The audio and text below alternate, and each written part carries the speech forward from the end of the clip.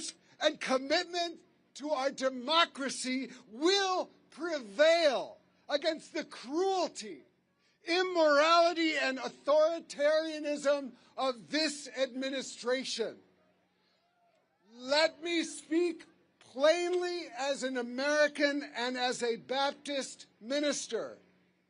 The Trump administration is the most hostile to religious freedom in generations.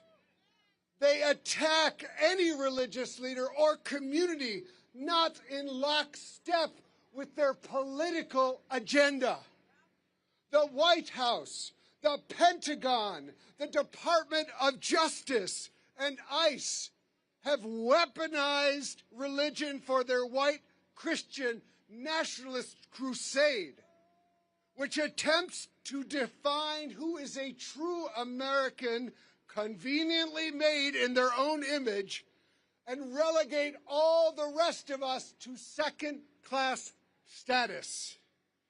While President Lincoln famously prayed to be on God's side, Trump instead blasphemously boasts that God is in fact on his side. In Trump's mind, God is little more than a divine mascot for his political team. But enough about that unpopular man. Tonight we will focus and celebrate the people of America. Tonight we will recognize all those to whom harm has been done. But we will also give thanks for the brave witness of the faith and community leaders in Minnesota, in Chicago, in Charlotte, in Portland, and here in Washington, D.C., and in towns large and small everywhere across America who are standing up against the abuse and inhumanity of ICE. We give thanks for every single person around this country who has put their faith or values into action by resisting government-sanctioned cruelty with moral courage and solidarity with our neighbors from every background. We give thanks to God for the power and the promise of love and what Dr. King called the beloved community that is both coming and present now if we choose to make it real in our democracy. I believe we are in the midst of the next great awakening in America, a spiritual movement dedicated to creating a nation where every person has dignity and value, where every community and faith tradition is treated equally, and nobody gets left behind this time. We, the people, have the power out of many through love. May we be one. My friends, the spiritual state of our union is strong. So help us God. Amen.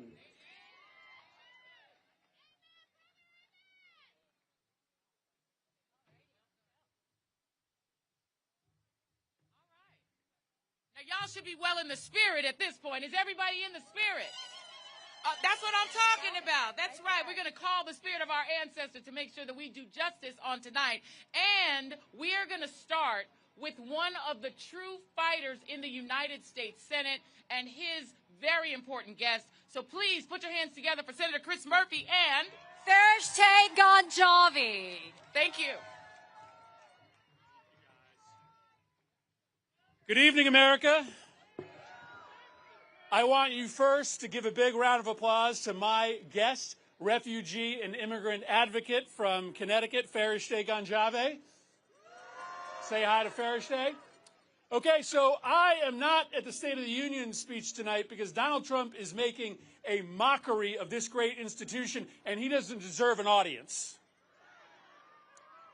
I'm not at the State of the Union speech tonight because these are not normal times, and Democrats have to stop behaving normally. And I'm not at the State of the Union speech tonight because you're not going to hear about the State of the Union. You are going to hear lie after lie. You are going to hear attack after attack. You are going to see grandstanding. The true State of the Union is this. This union is in crisis right now. Our cities are under attack by lawless law enforcement. Our democracy is wilting under ceaseless attack from a president who wants to be a despot. Millions of Americans are losing their health care because the president has chosen corruption to pad the pockets of his billionaire friends instead of helping average Americans. You're not going to hear any of that in that speech tonight. But by being here for the People's State of the Union, you are going to hear the real story of America, a story of an America that is under siege, but a story of America that is not going to take it, that is going to fight back, and is going to reclaim this country for everything that is good and right about the United States of America. Farishte is going to talk to you tonight about the state of immigrant and refugee America. ICE is out of control. It is disappearing legal immigrants. It is tear-gassing elementary schools. It is murdering American citizens. Right now, as you know, the Department of Homeland Security is shut down. And I just want to be very clear with you about my position, and I think the position of many others who will stand on this stage tonight. Not one more dime for the Department of Homeland Security until they start following the law in this country. Farishte came to this country over a decade ago, coming to the United States from a refugee camp. She told me just off stage that this is the moment. This is the reason that she came here to the United States, to speak truth to power, to explain the trials and tribulations that every immigrant, that every refugee goes through to get here, and to press this country to... The border! I stuck in the border. Go Trump! Go Trump! Hey, Murphy, Right, you're a scumbag. thanks, man. Thanks, buddy. Listen, guys. Farishte is here to lift us up to a common purpose and to a common goal, to understand that the best of America lies in how we treat those who have arrived to this country fleeing terror and torture and desperation. We have work to do, guys. We have a mission that we need to complete. And I want you to welcome to the podium my friend, Farishte Ganjave.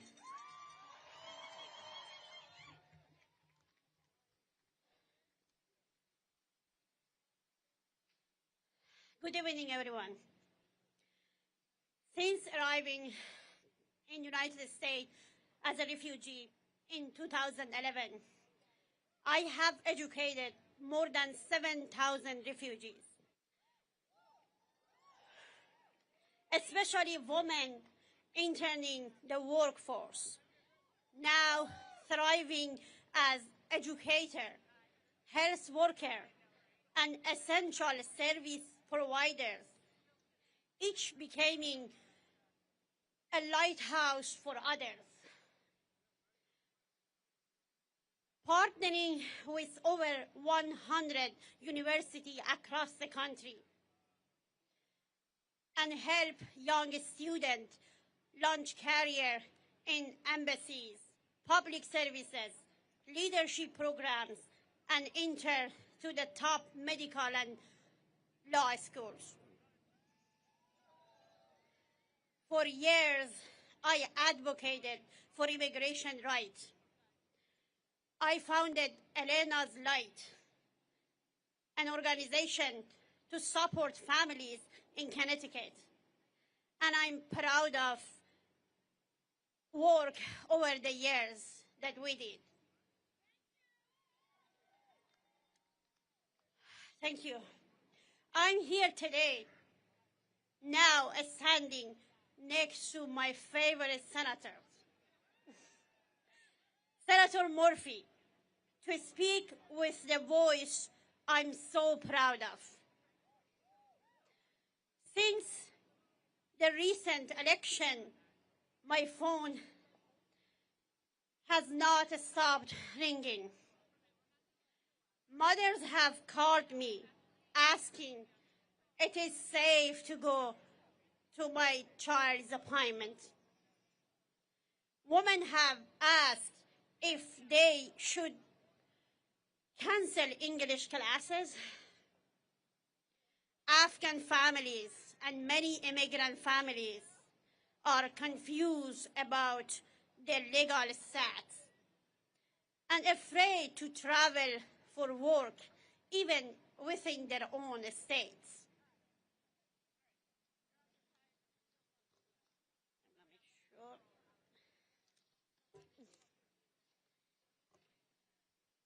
Fear is not abstract. It is in our classrooms. It is in our clinics. It is in our homes. Families feel unstable. We are living in uncertain society these days. Because of this, advocacy in Connecticut has shifted. Organizations on the ground like ours are spending more time on Know Your Rights training. Policies are shifted quickly, and we must help families with rapid response needs. Preparing families with documentation for when their family members get kidnapped. And working closely with legal and health partners to support families struggling after Trump's healthcare cuts. But as hard as we try, we cannot replace health insurance. That our elderly, our children, our people with disability can no longer access. We cannot guarantee safety or peace of mind for the worker who keep our communities running every day. This administration needs to stop separating families.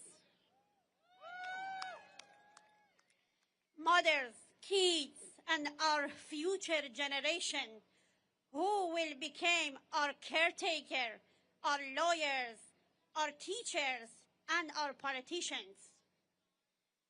Our community member needs safety and peace of mind to work.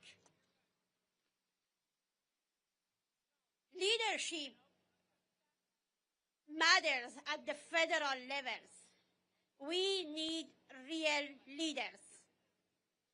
We need a stable federal support for integration and mental and medical health services. And we need policies rooted in dignity and education. As families can focus on building our shared community and future. When families feel secure, they build. When mothers feel safe, they lead. When children feel stable, they dream. And when we protect our people, we strengthen the entire nation. This is not politics. This is humanity. This is America.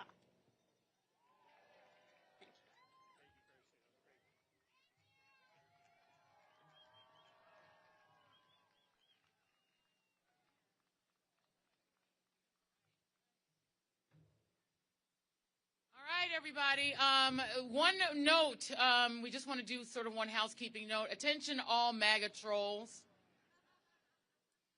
And with apologies to the pastor who gave the invocation, your bullshit is not welcome here.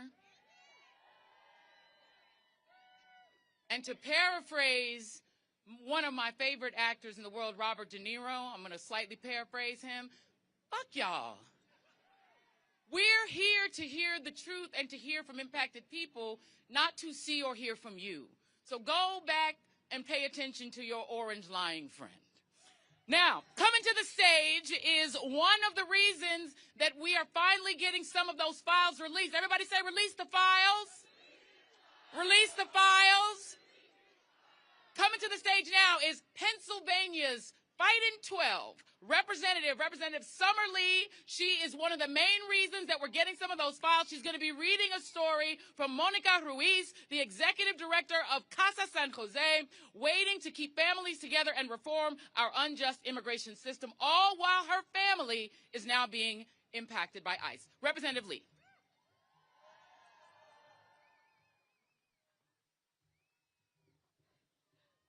Whew. What a start to the evening.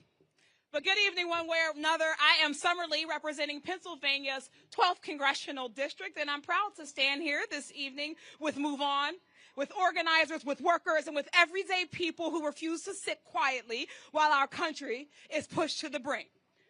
Right now, Donald Trump is preparing to deliver his made-up version of the State of the Union. He's going to tell a familiar story tonight, that the economy is booming, that our communities are safer, and that America is stronger than it's ever been, all because of him. But we know the truth. We're living the truth. We know the fear that our families are facing of being hunted down by ICE. We know our neighbors are working 2 or 3 jobs to make ends meet, that their health care has been gutted and their federal jobs have been eliminated by the thousands. We know our education systems and unions are being targeted because they threaten authoritarian power, and they want us fighting each other so we don't pay attention to what they're stealing from us. And I mean all of us, Democrats and Republicans and independents, young folks and old folks and black folks, whether you're in a red or a blue state, whether you're in rural towns or factory communities, because corruption doesn't check your voter registration before it robs you. While they're terrorizing immigrant communities right now, they're cutting health care. They're gutting worker protection. They're union busting. They're handing tax breaks to billionaires and sending the bill to the rest of us. That's the con. That's the scam. And working people are done falling for it. Tonight, I was supposed to be joined by my good friend and neighbor, Monica Ruiz. Monica is a mother, a community organizer, and a powerful advocate for immigrants' rights. She was ready to bring that fight from Pittsburgh to D.C. to remind folks who and what she has been fighting for relentlessly. But right now, Monica's family is in crisis as it's being targeted by ICE. Her son-in-law, Victor, was followed by agents unprompted after he dropped his brother off at work. They pulled him over without cause. There was no traffic violation, no expired tag, just a man who looked brown enough to be dragged to one of the worst detention centers in the country. Meanwhile, just the other day, Monica's daughter, Adriana, just gave birth to a baby girl who is yet to meet her father because he's been locked up by this lawless agency. Victor has been in the country for 18 years. 18 years of working to build a life for himself, his loved ones, and now his new family. That is the real state of our union, where families are being torn apart and traumatized, where corporations get more say in our democracy than the people we elect, where the government would rather protect powerful people in the Epstein files than the women and the girls who were sexually abused. We live in a country where we have one reality for everyday people and another for the rich and the well-connected and the well-protected. We have to change that. We have to meet the moment with bold policies that level the playing field and deliver justice no matter how much money you have to your name. That's why earlier today, I announced that I'll be introducing articles of impeachment against Pam Bondi. Trump's DOJ continues to obstruct justice and refusing to comply with our subpoena to release the full, unredacted Epstein files. Bondi must be held accountable for that. And let's not forget, It was Trump who said it first, release the fouls. So we'll keep that call up no matter what. Because where I come from in Western Pennsylvania, we know what it means to be abandoned by politicians who make big promises and lie and deliver nothing.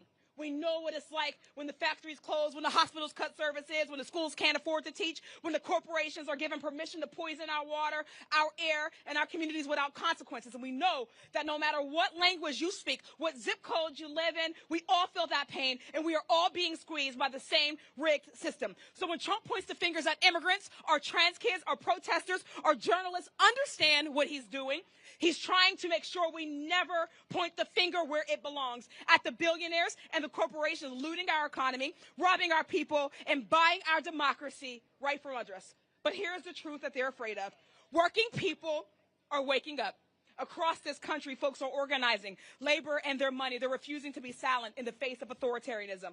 But we know fear is their weapon, but solidarity is our power. So tonight, while Trump paints his fantasy version of America, we're grounded in America, in reality, and we're building something better. In America, where we have Medicare for all, every job that pays a living wage, where no one fears being ripped away from their family. That is the America we're fighting for. And later tonight, I'll be delivering the Working Families Party response to the State of the Union, laying out exactly what it will take to build an economy and a democracy that works for all of us, not just the working few. So I'm asking you to stay engaged, stay fired up, and tune in tonight, because this is about building a movement that is big enough to defeat authoritarianism, to stand up to corporate power, and rooted in a simple belief that when working people come together across race, across geography, and across whatever lines they try to divide us by, we are unstoppable. So all power to the people, and thank you all for being with us tonight.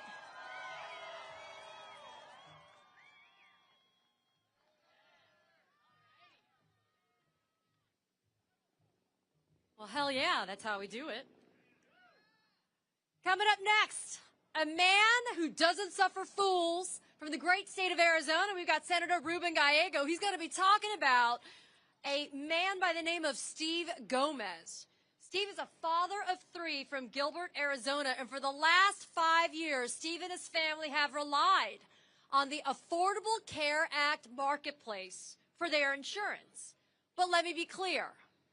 Because of Republicans and Donald Trump's big bullshit bill, now Steve has to decide what he's going to cut to be able to afford health care for his child. Senator Ruben Gallego.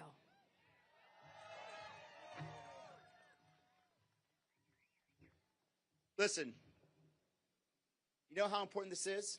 I'm from Arizona. This is cold.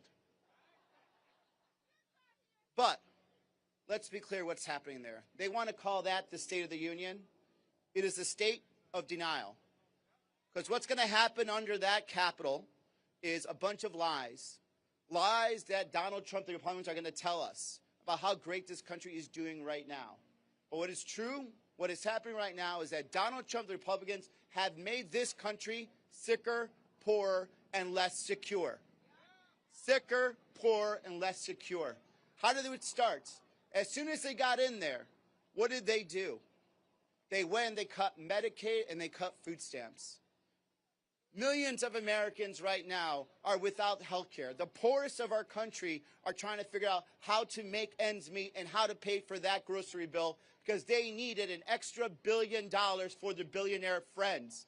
And when they had whatever money they had left over, then they used it to hire the most amount of ICE agents, to have the massive amount of deportations we have now that are also targeting U.S. citizens, racial profiling Americans, arresting Latino veterans and telling them you are not part of this country and making them prove that they're Americans when nobody asked to prove our citizenship when they were sending us to war for this country.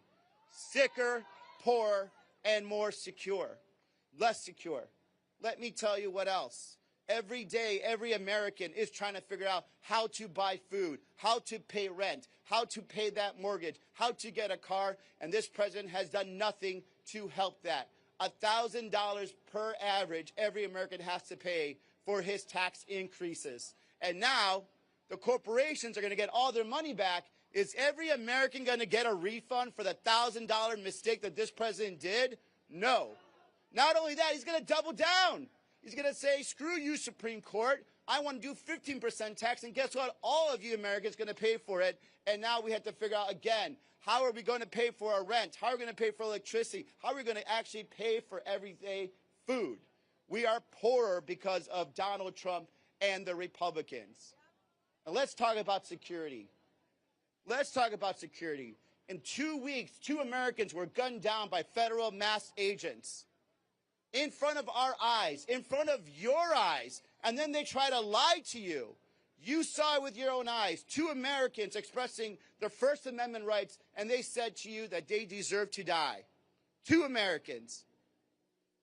2,000 federal agents, masked federal agents, suppressing citizens in Minnesota, acting as if they are a military occupation. You do not military occupy anything in any part of this country. Those are U.S. citizens. They deserve the right to free speech. They deserve the right to say there's something wrong in my community, and they deserve the right to protect themselves and say, I will not stand for this. I will evoke my First Amendment rights and get out of my city.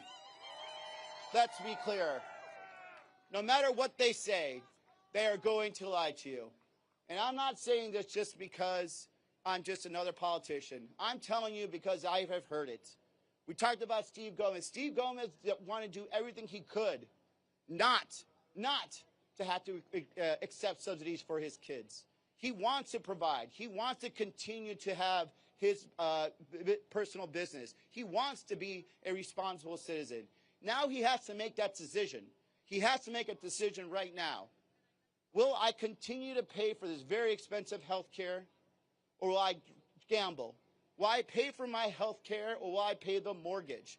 That decision was forced upon him by an uncaring Republican administration, by an uncaring Trump, who only wants to find more and more money to give more and more tax cuts to the richest of the country that do not need it right now. They're making us sicker, poorer, and less secure.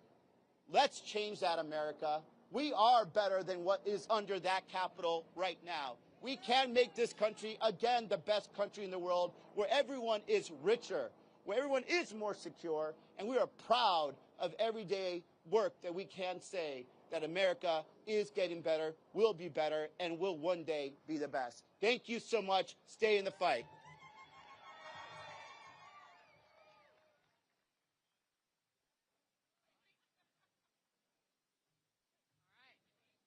All right, y'all okay? You doing all right?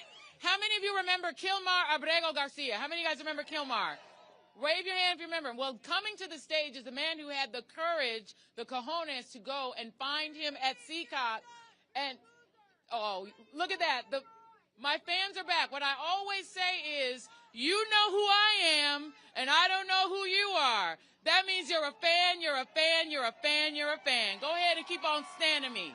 Keep on standing me, because I don't know who the hell you are, but you know me. Hallelujah. Keep on being my fan. Coming to the stage is the great Chris Van Hollen, Senator Chris Van Hollen of the great state of Maryland. He'll be joined by Jenna Norton, a public health scientist focused on health equity and data standards to improve health outcomes in kidney and urologic diseases. She was a lead organizer of the Bethesda Declaration, a whistleblower letter to the NIH director and members of Congress detailing this harm. In November 2025, she was placed on retaliatory administrative leave. So you're going to want to give her a major round of applause. Senator Van Hollen.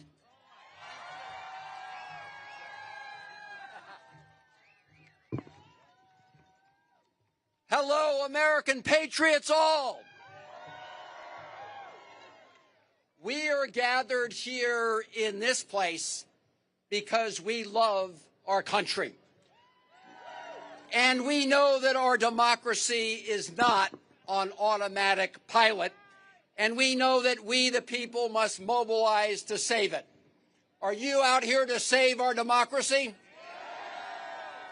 And you're going to hear from a moment from my guest, who is a research scientist at NIH, who was able to stand up and speak truth to power, and you're going to hear her tonight tell that story. Thank you for being here, Dr. Norton. Now, we know the state of our union. We know it is under attack from a lawless president who is shredding our Constitution and who is attacking our democracy. A president whose private ICE army executes Americans and then calls the victims domestic terrorists. That is what Donald Trump and his administration said. We are here because we know our country is being robbed by the most corrupt president in American history, who's exploiting the Oval Office to enrich himself, his families, and his billionaire buddies. A president who continues to hide portions of the Epstein files from both the survivors and the American people. When are they going to release the files? A president who wants to erase our history. Are we going to let him erase America's history? A president who promised that on day one he would bring down the costs. But instead, ever since he was sworn in, we've seen prices and costs go up on the American people, even as he refuses to extend tax cuts, tax credits that help people afford their health care. We have a president who seeks not to build a more perfect union, but one who wants to tear it down. And a president who said he would stop wars, but instead is responsible for war crimes and, as we speak, is threatening more wars. We need to stop him. We are gathered here because we know that we cannot pretend that any of this is normal, and that we will not and must not pretend that this is business as usual. We must get in the way of Donald Trump's march toward fascism. We cannot take our country down that road.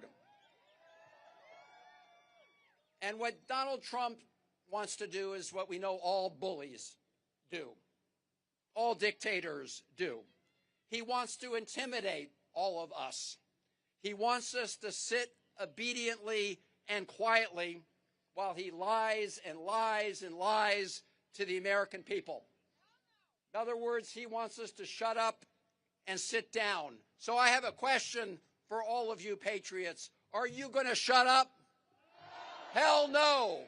Are you going to sit down? Hell no. We're not going to stand down. We're going to stand up just like the people in Minneapolis who have taken to the streets, who are blowing the whistle to protect their neighbors and to protect our Constitution, and who are getting in the way of the president's efforts to tear down our country. Now, look, we know Donald Trump is unpopular, and we know he knows he's unpopular. So tonight, right up that hill in the United States Capitol, he's going to pretend that he really wants to help working Americans. He's going to pretend that he does want to bring down those prices. And we know that that is not what he wants, because just a few weeks ago, when we talked about the affordability crisis, he said that was a big hoax. Do you remember? He said that was a hoax. Well, it's real. And we all need to make sure that we put forward ideas to deal with it. So, in my view, it's not enough that we hold the line against Donald Trump. We must do. But let's face it, we also need to show the American people that we are willing to stand up and fight against big corporate special interests to the benefit of all of the American people. Are we going to do that together?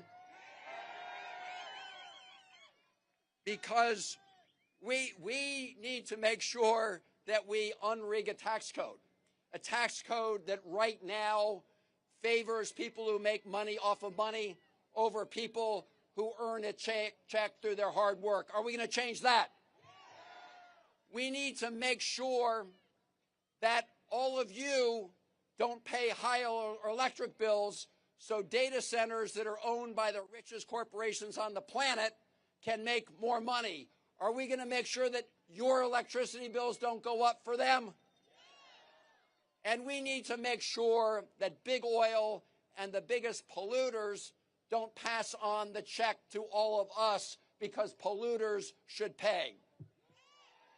And we need to make sure that big tech doesn't write all the rules, that we write the rules, and we make sure that AI doesn't strip Americans of the dignity of work. Are we going to do that? And we're going to make sure they can't snuff out the light on the Statue of Liberty. Are we right about that, my fellow Americans? So look, we have a lot of work to do. And I'm often asked by people, when's the cavalry coming? Where are they? And my message to you, and you know this because you're here, is you are the cavalry. You are we the people. I know all of you remember that right after he was sworn in, Donald Trump began his unlawful assault on hardworking federal employees who work every day to deliver services to the American people. You remember he brought in Elon Musk,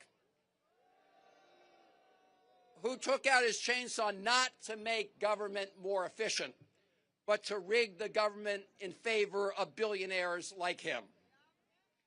One of the people who stood up and spoke out was Dr. Jenna Norton, a career public health researcher at the National Institutes of Health. Dr. Norton blew the whistle on the outrageous actions that threaten the health and well-being of the American people. And she has been retaliated against because she was willing to stand up and tell the truth. But here's what we all know. When the history of this moment is written, the politicians and the law firms and the universities and the corporations who appease the bullies will be exposed as the cowards they are.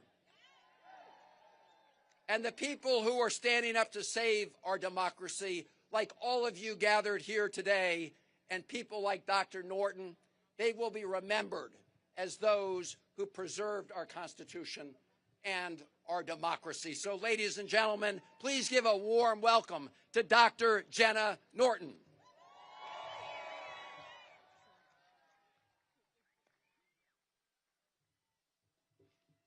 Thank you, Senator Van Hollen. I'm so honored to be here today, speaking up with so many other brave people in my personal capacity.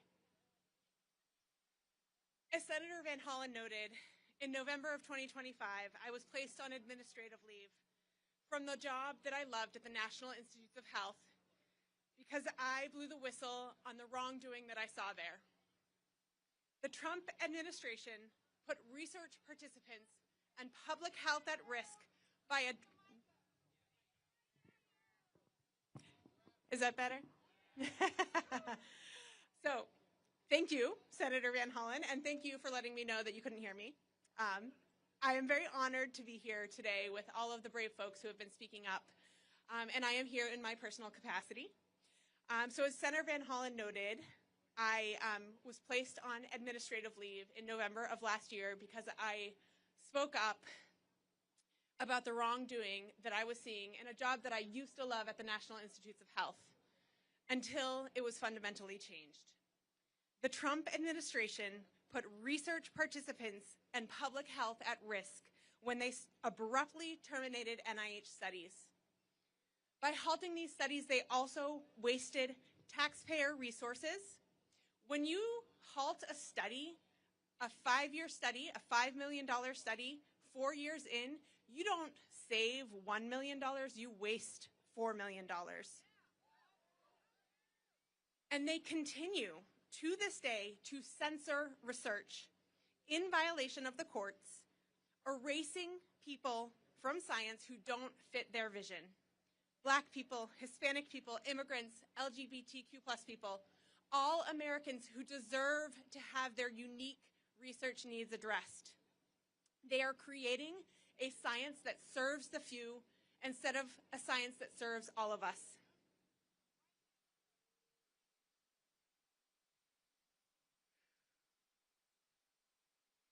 When this began, I knew that speaking up was my right, but I also believed that it was my duty.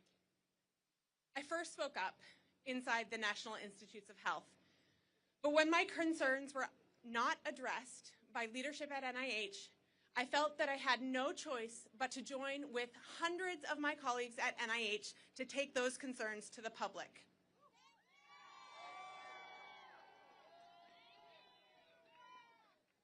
Tonight, you are hearing from those most affected by the Trump administration. But civil servants like me are not the only ones affected. The lawlessness at the National Institutes of Health affects all of us. Last year, the Trump administration funded 24% fewer new research studies with about the same amount of money.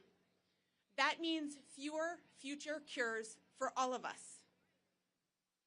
The Trump administration also funded 20% fewer early career researchers, creating a brain drain that will damage our economy and end American leadership in science exploration, as our best and our brightest seek positions abroad.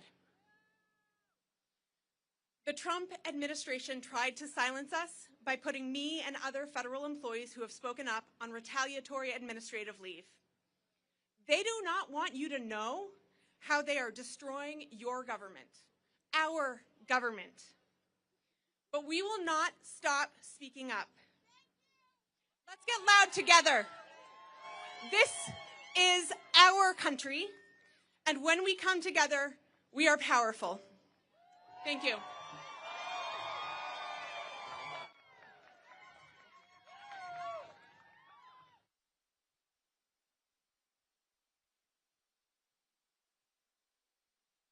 That's exactly what we need to be hearing tonight. Coming up next, we have a congressman from the state of Texas who's the chair of the Democratic Congressional Progressive Caucus. These days, people look at the word progressive and they think it means something, but it's not. What it is every basic human thing that we all deserve, we should get it. That means affordable health care. That means due process. That means basic human civil rights. Congressman Greg Casar from the state of Texas is here with a woman by the name of Jill Cordick. Jill is a retiree from last year. Her premiums used to be $75 a month, courtesy of the enhanced premium tax credits. But again, the Republicans and Donald Trump with the big bullshit bill didn't care about those enhanced tax credits and said, we're not giving it to Americans anymore. So now Jill's premiums have increased tenfold this year. So now it costs $800 a month for $9,600 a year for health care. Please welcome Congressman Greg Casar and Jill Cordick. Buenas noches, Washington, D.C. How are we doing tonight? I'm not in the Capitol building tonight because I have a pretty good idea of what's going to happen. For an hour or two or three or four, a man who's made $4 billion off of being president is going to lecture you, the American people, about how good you have it. A man who is building himself a golden ballroom is going to tell you that if you're struggling to get by, that's your fault because he's killing it.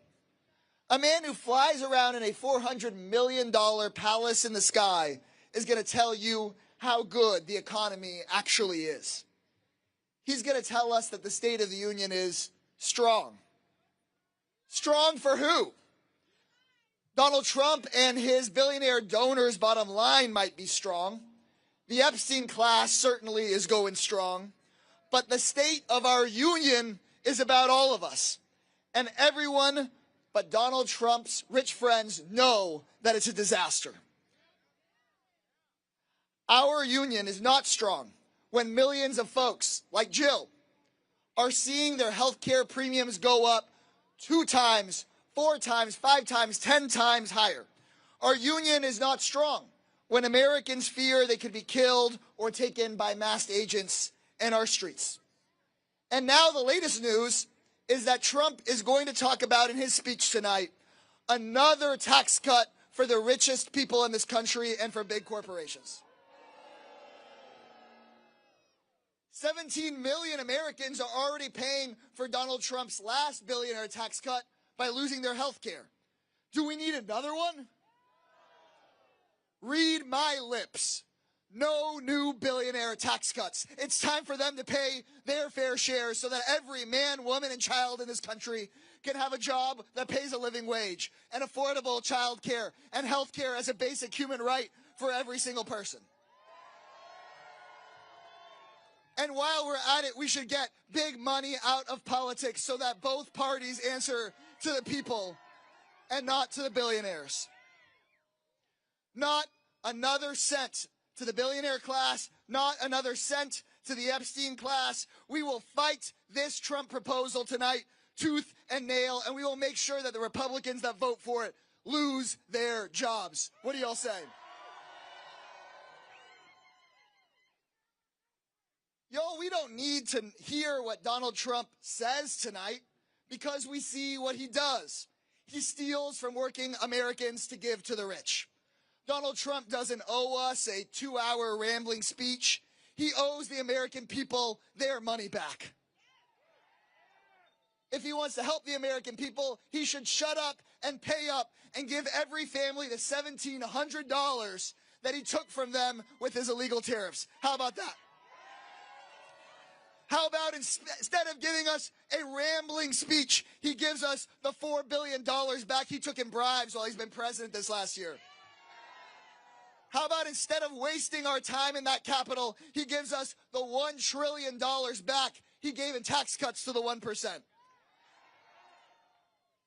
But he's probably not going to give us that, so it's time for us to go and do it ourselves. Because I know things are bad, y'all, but here's the thing about the state of our union. We can change it. You know the phrase, we the people, in order to build a more perfect union. And this year, Americans have a chance to send Donald Trump a message about the kind of union we're going to build. Because next year, with all of our work and the work of Americans like those you're hearing from tonight, Trump will face a very different Congress. A Congress that does not bow down to him, but stands up to him and holds him and all of those criminals accountable.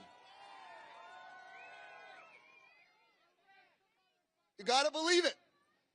And that's going to happen, not because of people in power, but because millions of brave, everyday Americans are speaking up about how they're getting screwed by Donald Trump. And I have the honor of being joined by one of them tonight. Please give a very loud, very warm welcome to Jill Cordick.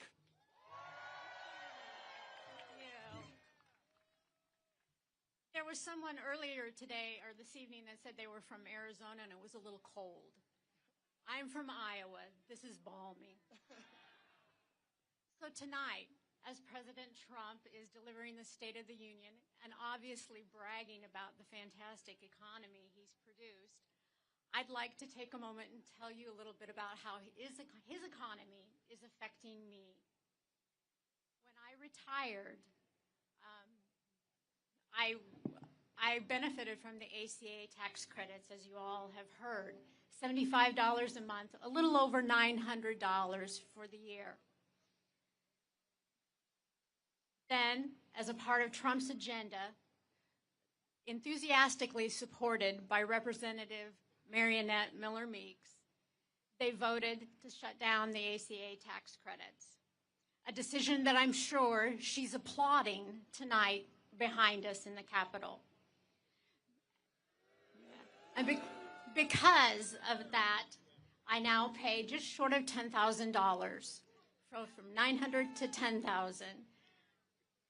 Affordability looks very different today. So now I find myself, shopping a little different at the grocery store. I'm in Iowa, so yes, we do layer up and use blankets, all in an attempt not to raise my heat bill. And honestly, I am making choices to defer health care, just all in, great fiscal caution, as I'm looking at least a $10,000 deductible. There are millions of Americans that are affected by the loss of the ACA credits. In Iowa specifically, there are around 100,000.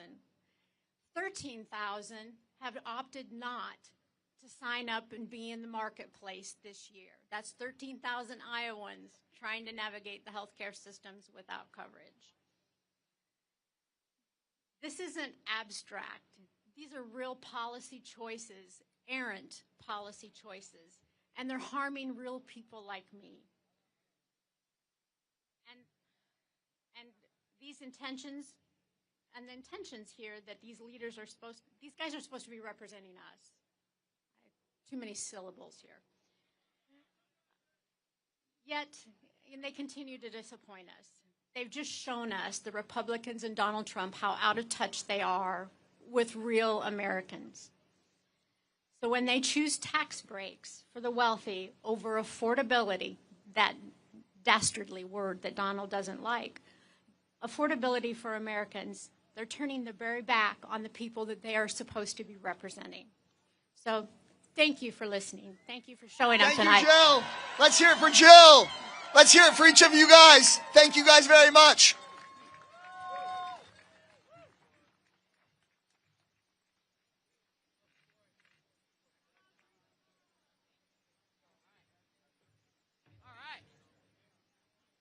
Thank you very much. I appreciate that.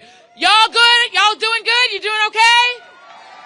All right, wonderful. Coming to the stage. Now, this is going to be an incredible tag team. This is a dynamic duo. All of these have been dynamic duos tonight. But coming to the stage right now, you are about to get a powerful message about change and hope and possibility. From California's Fighting 42. Yeah. Representative Robert Garcia, and joining Representative Garcia is the Kelly Robinson, Executive Director of Human Rights Campaign. She is the 9th president of HRC and the first black queer woman to lead the largest LGBTQ plus civil rights organization in the United States. Give it up for Representative Garcia and Kelly Robinson.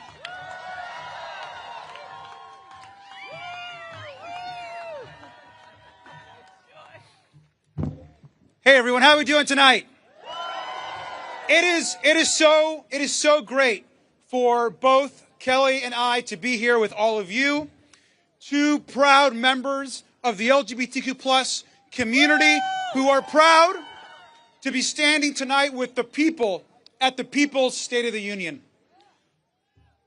The single most powerful moment tonight is going to be when Donald Trump has to look up at the gallery of the U.S. House and see the survivors of Jeffrey Epstein looking straight back at him, demanding justice, demanding truth, and demanding accountability. We should be crystal clear about right now what is happening in our country. We have a president who is leading the single largest government cover-up in modern history. We have the single largest sex trafficking ring in modern history right now being covered up by Donald Trump and Pam Bondi in the Department of Justice. Why are we protecting powerful, wealthy men who have abused and raped women and children in this country? Why is our government protecting these men? At this very moment, in my place at the Capitol, is a woman named Annie Farmer. Annie and her sister Maria both endured horrific abuse by Jeffrey Epstein and Ghislaine Maxwell. As we move forward in this investigation, always center the survivors. We are going to get justice for the survivors. And Donald Trump may call this investigation a hoax. He may try to deflect our work. But our message to him is very clear, that our investigation is just getting started. And we will get justice for these survivors. And tonight I am proud to be here with a true champion of equality, because at this very moment, not only has HRC and Kelly stood up for survivors and the victims of abuse, but they stand up for our community, for gay people, for trans people, for queer people that are being attacked and whose rights are being moved back every single day. So it is give a big welcome, and I'm proud to be here with the amazing Kelly Robinson. Yes, yes. One more time for Congressman Garcia, y'all. Can we thank him for being out here with us for the People's State of the Union and not in there with those lies? Come on, y'all. Come on, y'all. This is what leadership looks like. This is what queer leadership looks like, too, okay?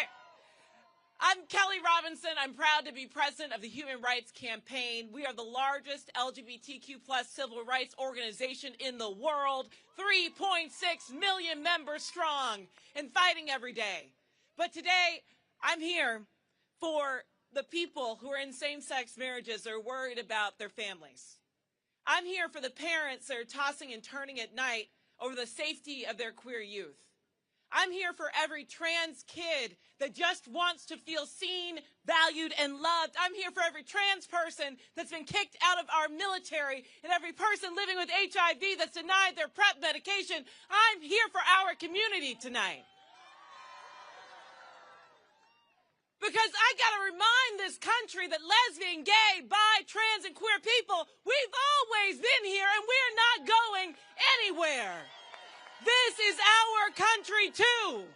This is our country too. We have paid for it in funerals, in freedom songs, in court cases, in classroom battles. When I say this is our country, I'm saying it with my whole chest. And once again, we are here to defend what is ours. Because my friends, these are not ordinary times.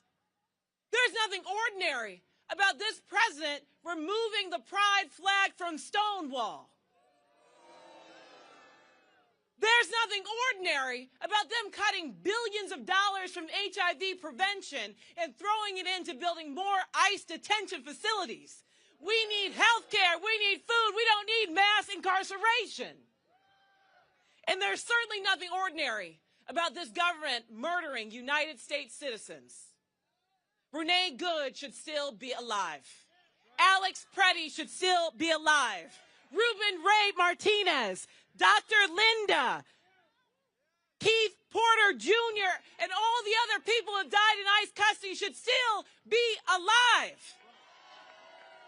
These right here are serious times that require serious leadership. And if that leadership isn't going to come from the White House, it's sure as hell going to come from people like us, gathered like this to create change and fight for freedom and not give up on our country. Isn't that right? So I want to say this. I pray that one day my children will grow up in a world where they feel just as safe surrounded by the American flag as they do when they are surrounded by pride flags. And the only way that that day will come is if we show out and vote this November. If we talk to our neighbors about things that matter.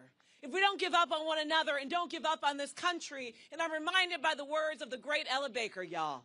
She said, "We who believe in freedom cannot rest. We who believe in freedom cannot rest. We who believe in freedom cannot rest." And I'm not going to rest while our immigrant neighbors are under attack. I'm not going to rest while they keep coming for our queer and trans youth. I'm not going to rest while they try to unravel our democracy. Are you going to rest? Are you going to fight? Are you going to vote? Then let's do the work and let's get free, y'all.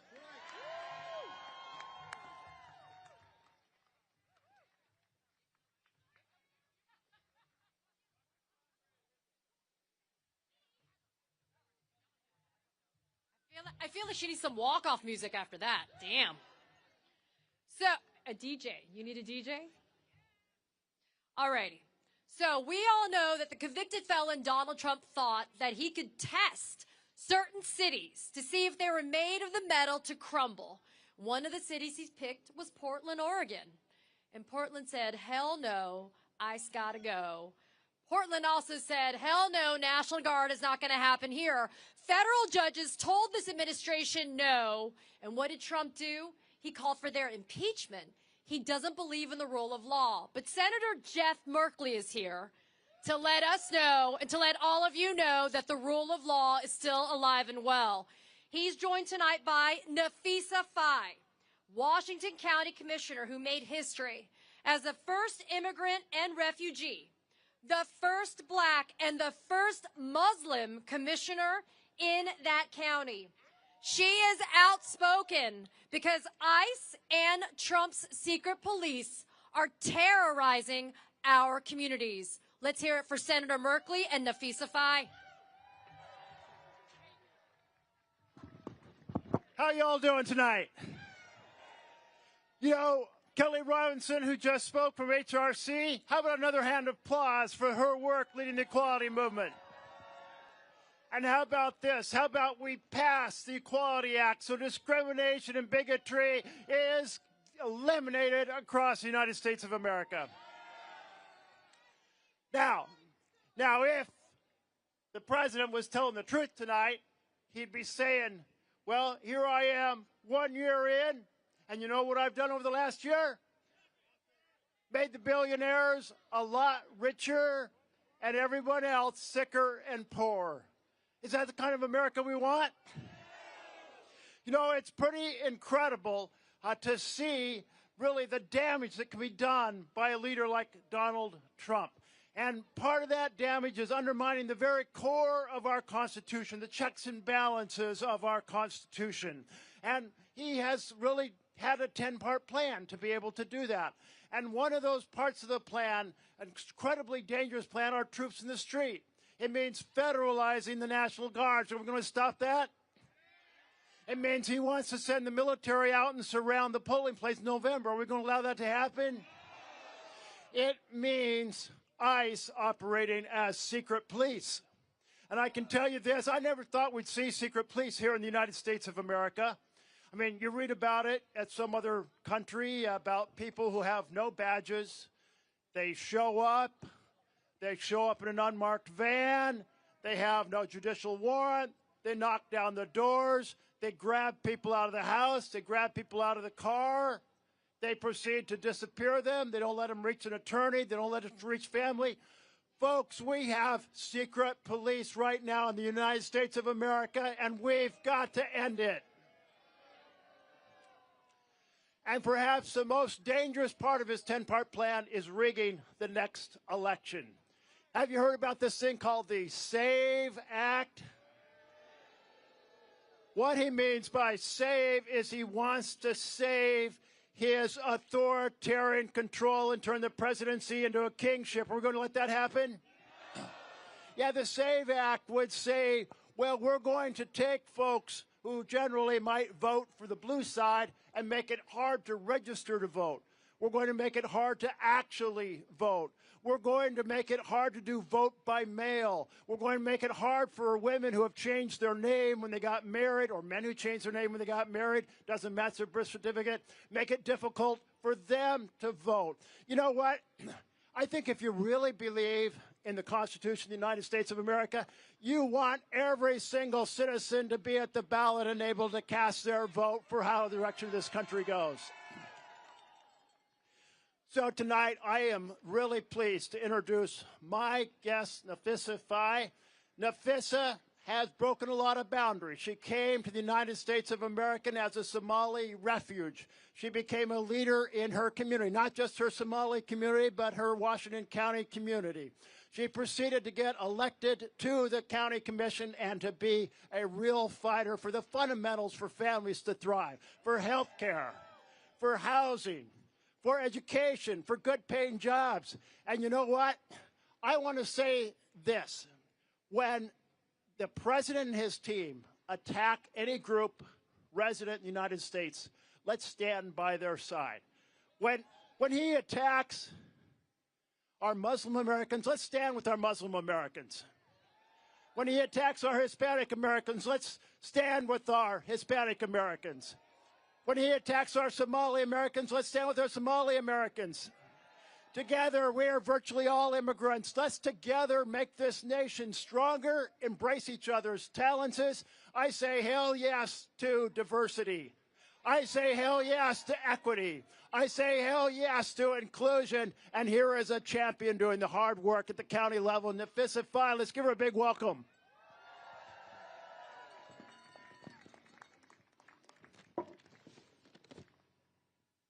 I think the senator started a trend, so I'm just going to hold the mic as well. Hello, everyone. I think the secret is out. I am from Somalia, but don't share that with Donald Trump. My state had enough of him, so. My name is Nafisa Fai, and I serve as a Washington County Commissioner in Washington County, Oregon. I'm honored to be here in Washington, D.C., because policies passed in D.C. have real consequences for the people I represent back home in Oregon. I want to thank Senator Jeff Merkley for inviting me and for standing with communities in Oregon. In Washington County, residents are directly impacted every day. Man, D.C., I thought Oregon was really cold, but D.C. is super cold. I tell ya. It's been a while since I've been in Somalia, so I should be used to the cold weather, but D.C. is really cold. In Washington County, residents are directly impacted every day by the actions of ICE. But because we have leaders who are willing to listen and act, our residents are also empowered to speak up and even take ICE to court and prevail. How many of you?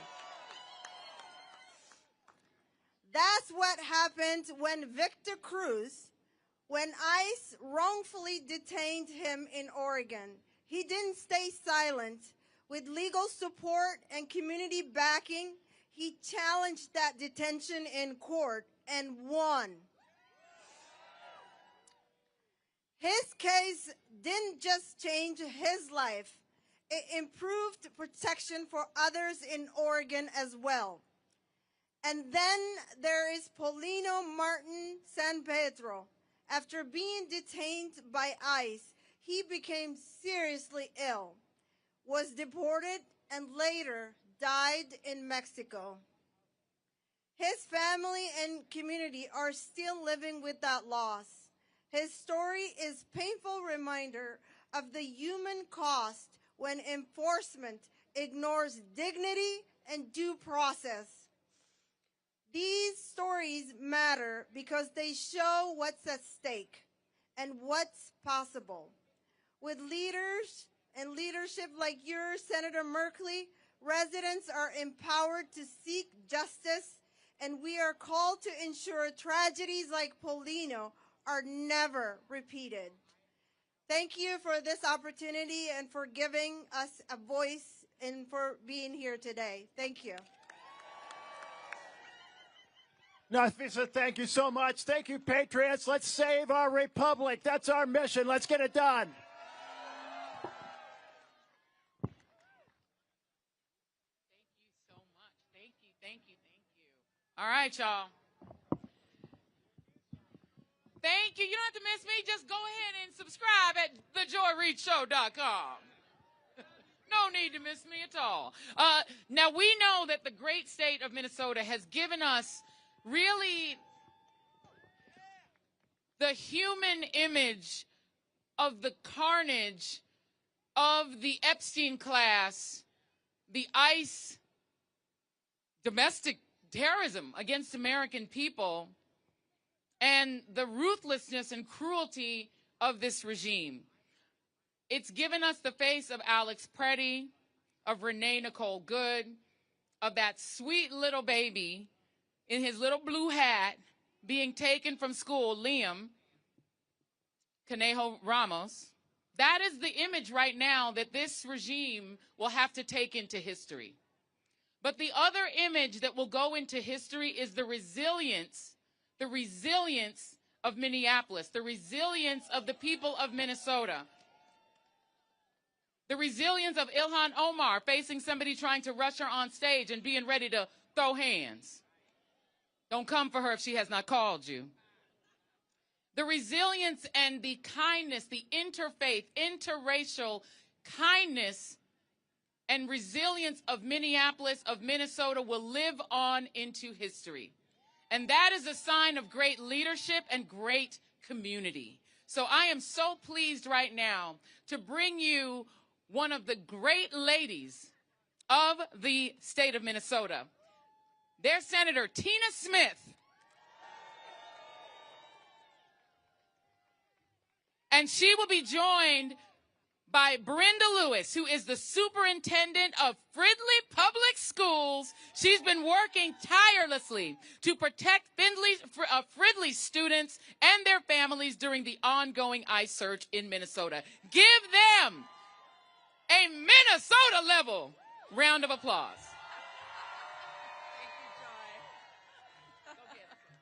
Good evening, everyone. Good evening. Thank you to Move On and to Midas Touch and everyone, but especially thank you to the activists and the organizers that are here today. This is what a pro-democracy movement looks like. Look around. And back behind me here is the United States Capitol. And inside that Capitol, I gotta say, I'm so glad I am out here with all of you instead of inside that Capitol right now.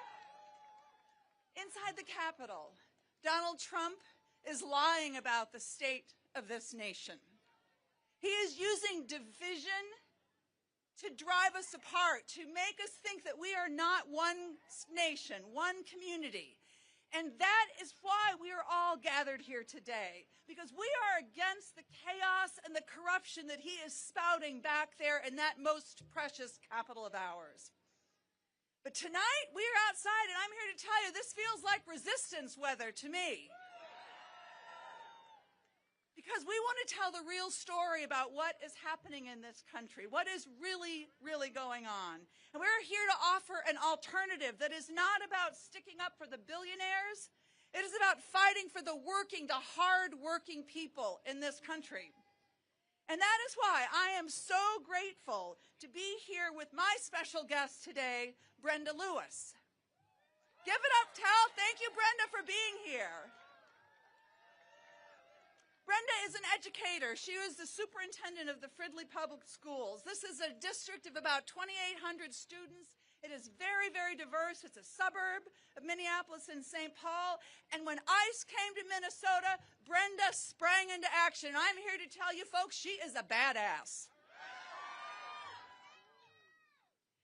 Now, you've seen the searing images of what has happened in my state, in our country. People who have been arrested and detained and assaulted. The killing of Alex Preddy and Renee Good. You have seen the searing images of Liam Conejo Ramos and his dad ripped away from their home and sent off to Texas for no reason at all. But I'm here to tell you that what you see in the pictures is what's really happening is so much worse than that. Because once you get past the incredible documentation that is happening by these eyewitness accounts in small towns all across Minnesota, this same thing is happening. Restaurants and people have lost their livelihoods because of this secret police that has attacked our state. Families are torn apart and they will never be put back together again. The pain and the suffering and the damage is going to last for a very, very long time. And this is what Donald Trump and Kristi Noem are doing to us right now. But we have seen something else in Minnesota. When they brought guns, we had whistles. People came out in their neighborhood and they stood up for people that they didn't even know. They brought diapers and they helped get prescriptions to families. They gathered together just out of the pure love of their neighbors, even the neighbors that they did not know. And when ICE came and started circling around schools and terrorizing families, people like Brenda stood up and fought for their kids because she knew that her most important job was to keep those kiddos safe. And so I want you all to thank Brenda for everything that she has done. I want to invite her up to talk about what it has really been like, in Minnesota. So Brenda, can you tell us what happened? When did you first realize that this was happening with ICE and that you were going to have to spring into action? I first realized this in December when the temporary order was put through on our Somali families, and we were told, let's watch our attendance, and our attendance immediately dropped. Then, the day after the Renee Good murder, we had more than a third of our students absent, and that's when it began. And at that time, we thought we had seen the worst. And I'm about to share with you tonight a story that happened that covers a 10-minute period of time on a morning.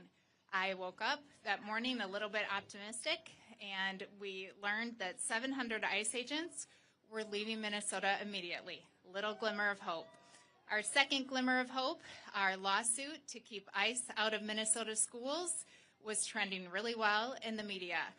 That morning on patrol, all of a sudden, I got a call saying there are 6 vehicles up and down, up and down, up and down, right outside of one of our elementary schools.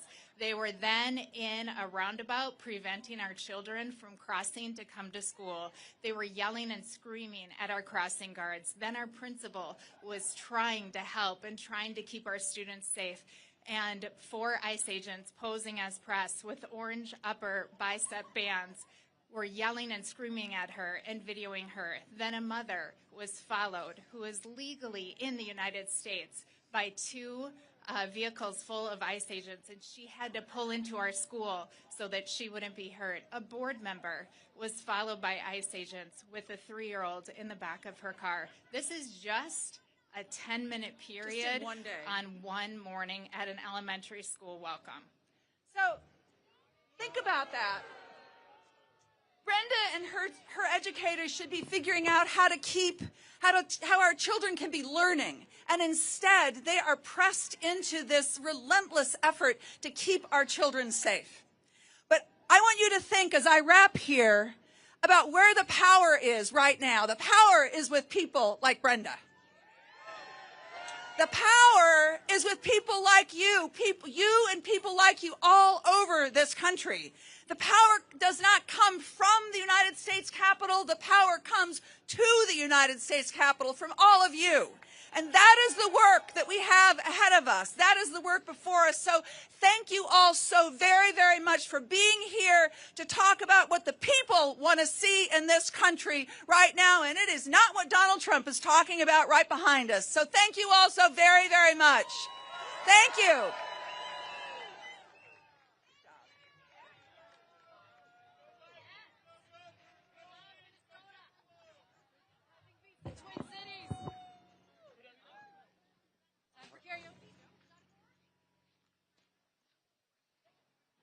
Love you guys too. Alrighty. Love you. Okay. Forget it. I don't know how to do this. So, not everybody gets to be from the amazing place called New Jersey. But they do have some pretty cool people like Congresswoman Bonnie Watson Coleman. You know what she just did? She just introduced legislation to stop the bullshit of immigration arrests while people are going to court. Right? Because it never was about getting the quote-unquote illegal aliens. It was never about getting the quote-unquote criminal element out. It was making sure that we got rid of the people that didn't look like us. And that is what this administration is all about. So Congresswoman Bonnie Watson Coleman says we're not doing that anymore in our courthouses.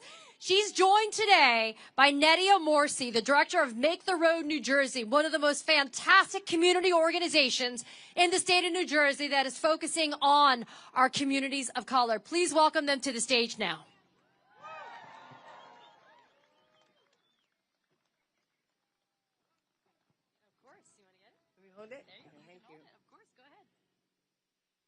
I'm a black woman. I'm here with an Egyptian Peruvian woman. We're America. We belong here. This is our country. This is a government of, by, and for the people, and Minneapolis showed us what happens when the people say no more. I am here because I will not be there listening to lies. Lies about what he thought he did, lies about what he's doing now, and lies about what he's going to promise in the future. We're entitled to safety, security, jobs, housing, and health care. And we demand that anybody that works for the United States government does so constitutionally and legally. So I got a special guest tonight for you because they're gearing up in New Jersey now. But New Jersey is gearing up for ICE. We want you to know that we're going to be ready when you come here. So you think you saw something in Minneapolis, you come to New Jersey. We may be small, but we're freaking mighty. I want to give Nydia an opportunity to talk to you about how we organize, get ready, and take care of one another. Give her a big round of applause so she's encouraged to come before you. Thank you, Bonnie. I'm going to ask if folks can repeat after me. I am somebody. And I deserve full equality here and now. With your chest. I am somebody, and I deserve full equality here and now. First, thank you to Congresswoman for the invitation tonight. Thank you for your service, a powerful example of a woman grounded in her purpose. My name is Nydia Morsi, and I'm the director of Make the Road Action New Jersey. And I'm here tonight on behalf of our nearly 7,000 working class and immigrant members across the beautiful state of New Jersey. This administration is one of the most violent and dangerous this country has ever seen. It was the Sunday after the inauguration around 10 o'clock in the morning when we had begun to receive calls from members further down on South Broad Street in Elizabeth, New Jersey, that ICE was knocking doors and entering businesses. I remember when I got to South Broad, it was a ghost town. The bodega was closed. The T-Mobile was closed. The bakery was closed. The videos of what happened that morning started to circulate in WhatsApp chats and Facebook groups. I called the same members who had called me, who I knew lived near South Broad. And we came together and we split up to knock on doors with Know Your Rights materials and to invite community members to our centers. That's how you start. You just start. You set up a phone tree to check up on fellow Elizabeth members throughout the city, and we organized a town hall the following evening. More than 300 people attended with less than 20 hours notice. What we came to see, what we always come to learn, is that people are searching for community. And we kept that way, shocked but organizing in shock, reminding ourselves that our liberation is not found in any administration, but in our collective efforts. When the outcome of our fight has never been more important, I can say that the union is strong if we remain strong. Every day, I choose to organize, and every day, hundreds of thousands of people across America choose the same. And together, even in the midst of so much violence, we will win. Trump is making cuts to healthcare to funnel billions to ICE to build concentration camps in our backyards. They're using commercial warehouses that have been converted into concentration camps with floor maps that look like slave ships. concentration camps where they're holding children and adults who have been kidnapped, citizen or not, for the crime of being black or brown or poor or Palestinian. In Roxbury, New Jersey, in Social Circle, Georgia, in San Antonio, Texas, in Surprise, Arizona. All across the country, in all of our backyards, fascism is rampant. And we have to ask ourselves the question, who are the puppet masters? They are the billionaires standing behind Donald Trump, pulling the strings. And these billionaires, they have names. Peter Thiel, Alex Karp, Elon Musk, and many more. Corporations like Palantir are beta testing their mass surveillance systems on immigrants, and they are helping the administration compile data on U.S. residents across every government agency, including the IRS and law enforcement. They won't stop until they build an algorithmic surveillance where they profit on all of us.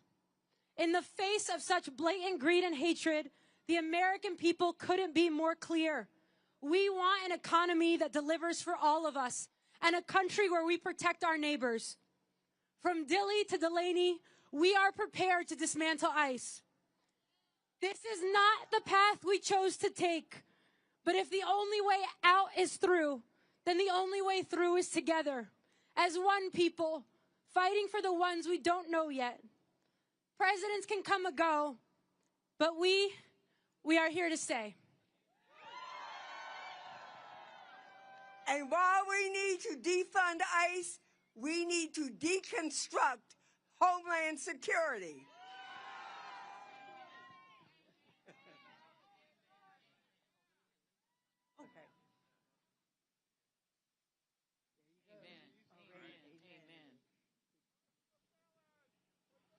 Let me get another round of applause for those queens. Deconstruct DHS. I think I could get down with that. If the funding runs out, I'm not sure it should come back.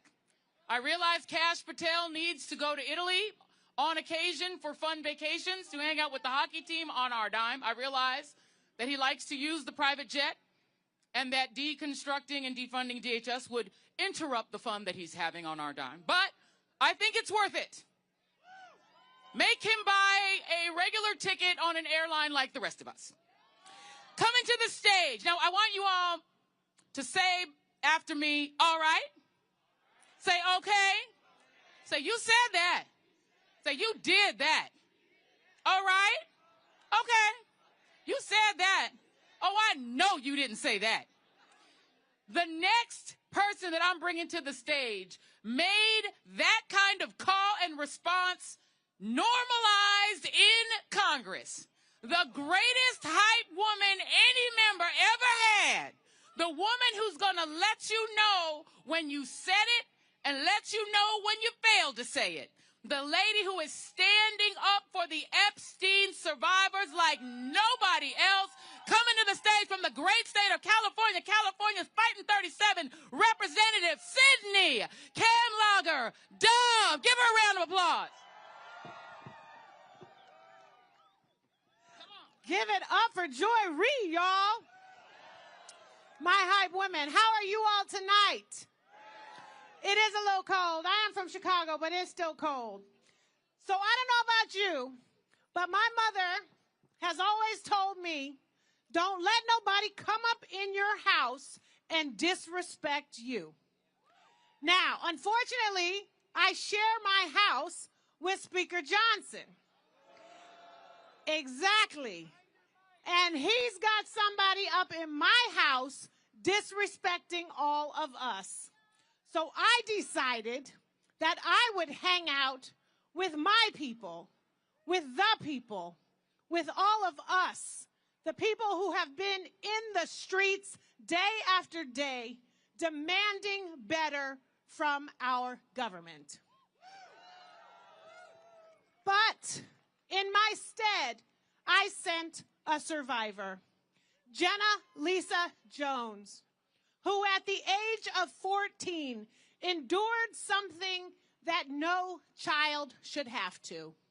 and she sent some words for me to share with you. As a survivor of the abuse and exploitation connected to Jeffrey Epstein, this invitation means far more to me than simply attending a historic address. It represents recognition that survivors' voices matter, that our experiences are not invisible, and that our resilience deserves to be seen and acknowledged in the very spaces where our nation's future is shaped.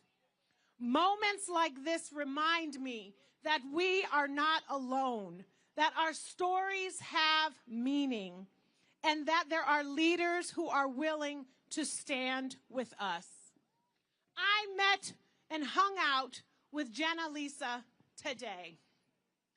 And as I listened to her, I was struck by the extraordinary courage that it takes as a survivor to show up and stand up and look your oppressor in the eye and say, I will not be silenced.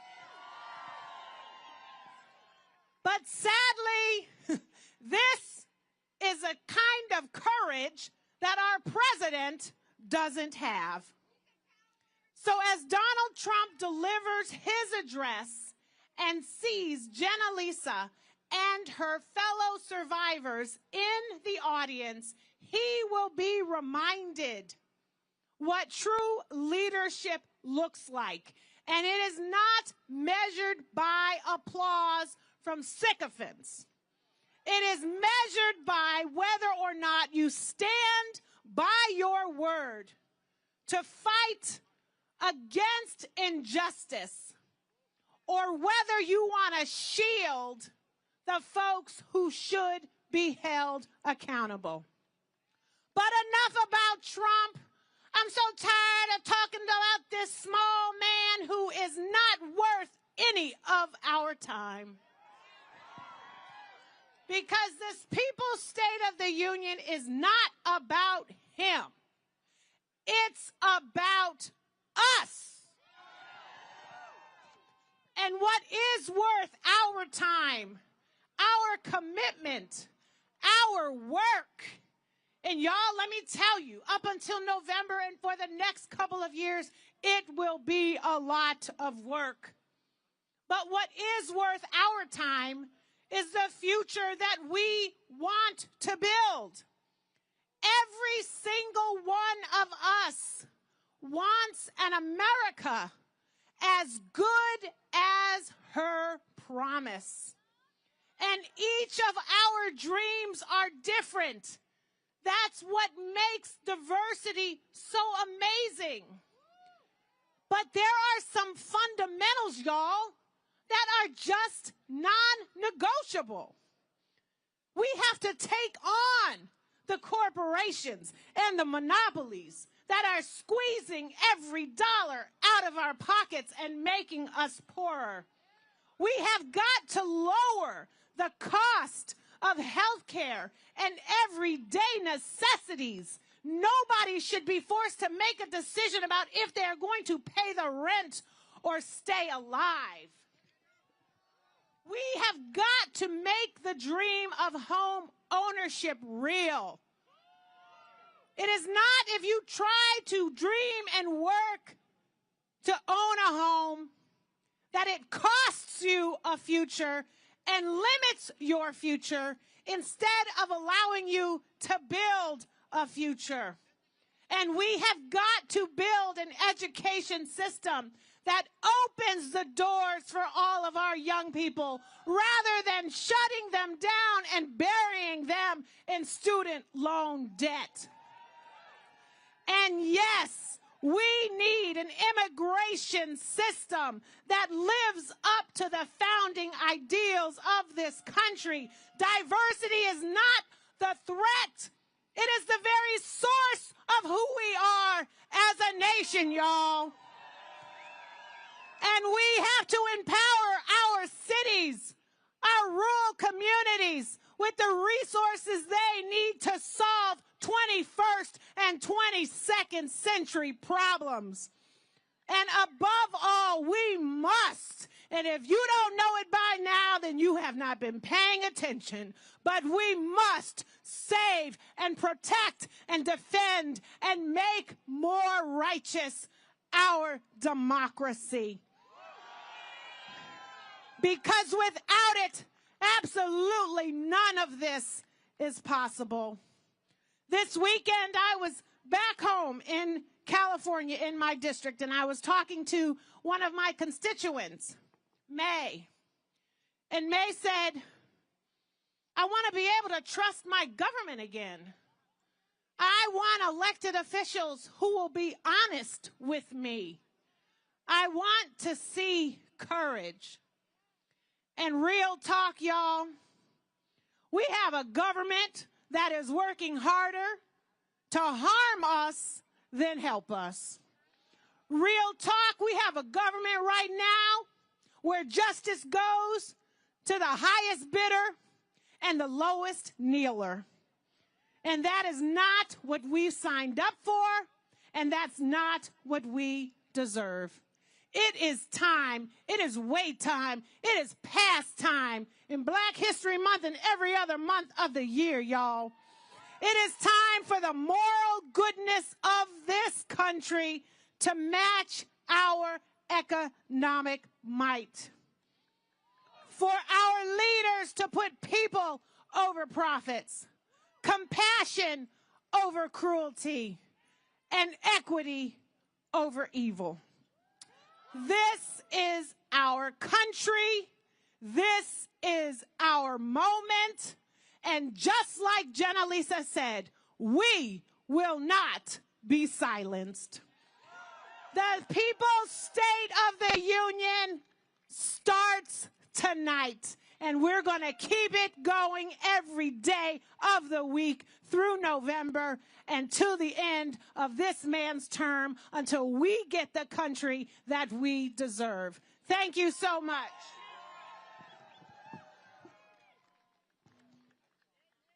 Well done, well done. All right, all right, all right, all right. California love. Don't make me crip walk up in here, because I'm from that generation. Coming to the stage next from the great state of Massachusetts. How many of y'all want to see the Green New Deal? Okay, we like breathing. We like clean air, right? We like clean water. Green New Deal, we like it. Coming to the stage right now is the champion of the Green New Deal, a man who has fought for justice, for equality, and for a country we can actually breathe in. Give it up for Senator Ed Markey. He is going to be reading a story from Gladys Vega, the president and CEO of La Colaborativa in Chelsea, Massachusetts, which has been providing critical resources and support to Chelsea and the greater Boston region since the year of our Lord 1990 by empowering Latino individuals and families, promoting educational opportunity, advocating for social justice, and fostering economic empowerment. Give it up for Senator Ed Markey. Wow. Joy Reid, what a job she is doing tonight. Just absolutely incredible, Joy. Thank you. Thank you all for being out here this evening. Tonight, I am not in the U.S. Capitol for Donald Trump's State of the Union address. I am here with you at the People's State of the Union, because the State of the Union should be a moment of truth, a reckoning with reality, a commitment to the common good. But under Donald Trump, it has become a lies-a-palooza that goes on for hours. With him, if he was Pinocchio, his nose would stretch across the entire length of the floor of the Congress this evening. It's one big lie, a made-for-TV spectacle, a bogus sales pitch, and a slap in the face of the millions of Americans who are living through their struggles each and every day. Trump will stand before Congress tonight and say that everything is fine. He will say the economy is the best ever, while working families are drowning under the weight of health care bills and housing costs and food costs and Trump tariff taxes He will say the system is working and that we need more corporate tax breaks while the billionaire CEO cronies loot this country under the cover of manufactured crisis. He will say the country is safer while immigrant communities live in fear of masked agents ripping parents from their children, and innocent people are murdered in our streets at the hands of ICE thugs operating with impunity. This is not a State of the Union address. I will legitimize. So tonight, I stand with you with an urgent message. We cannot agonize. We must organize against Donald Trump in 2026. And we must fight back because Donald Trump is doing to our country, and it is something that cannot be allowed to continue.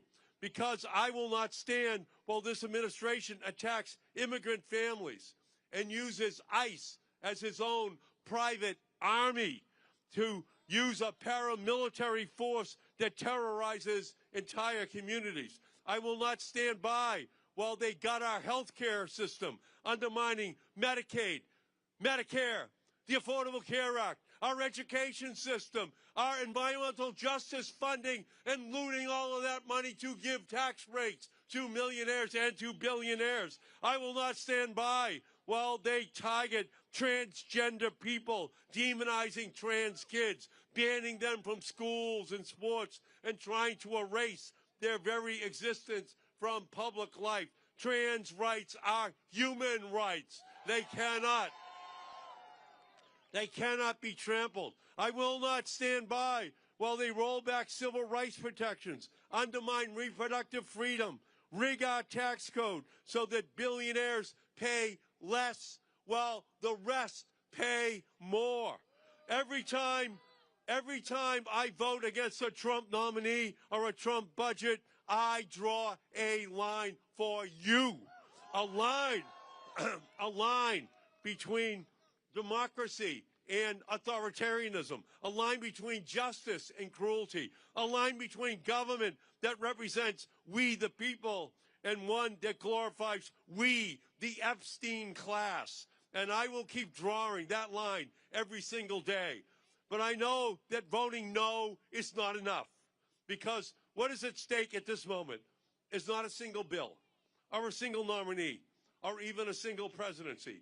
What is at stake is whether the United States of America remains a democracy that works for the many or becomes a dictatorship that serves only the few.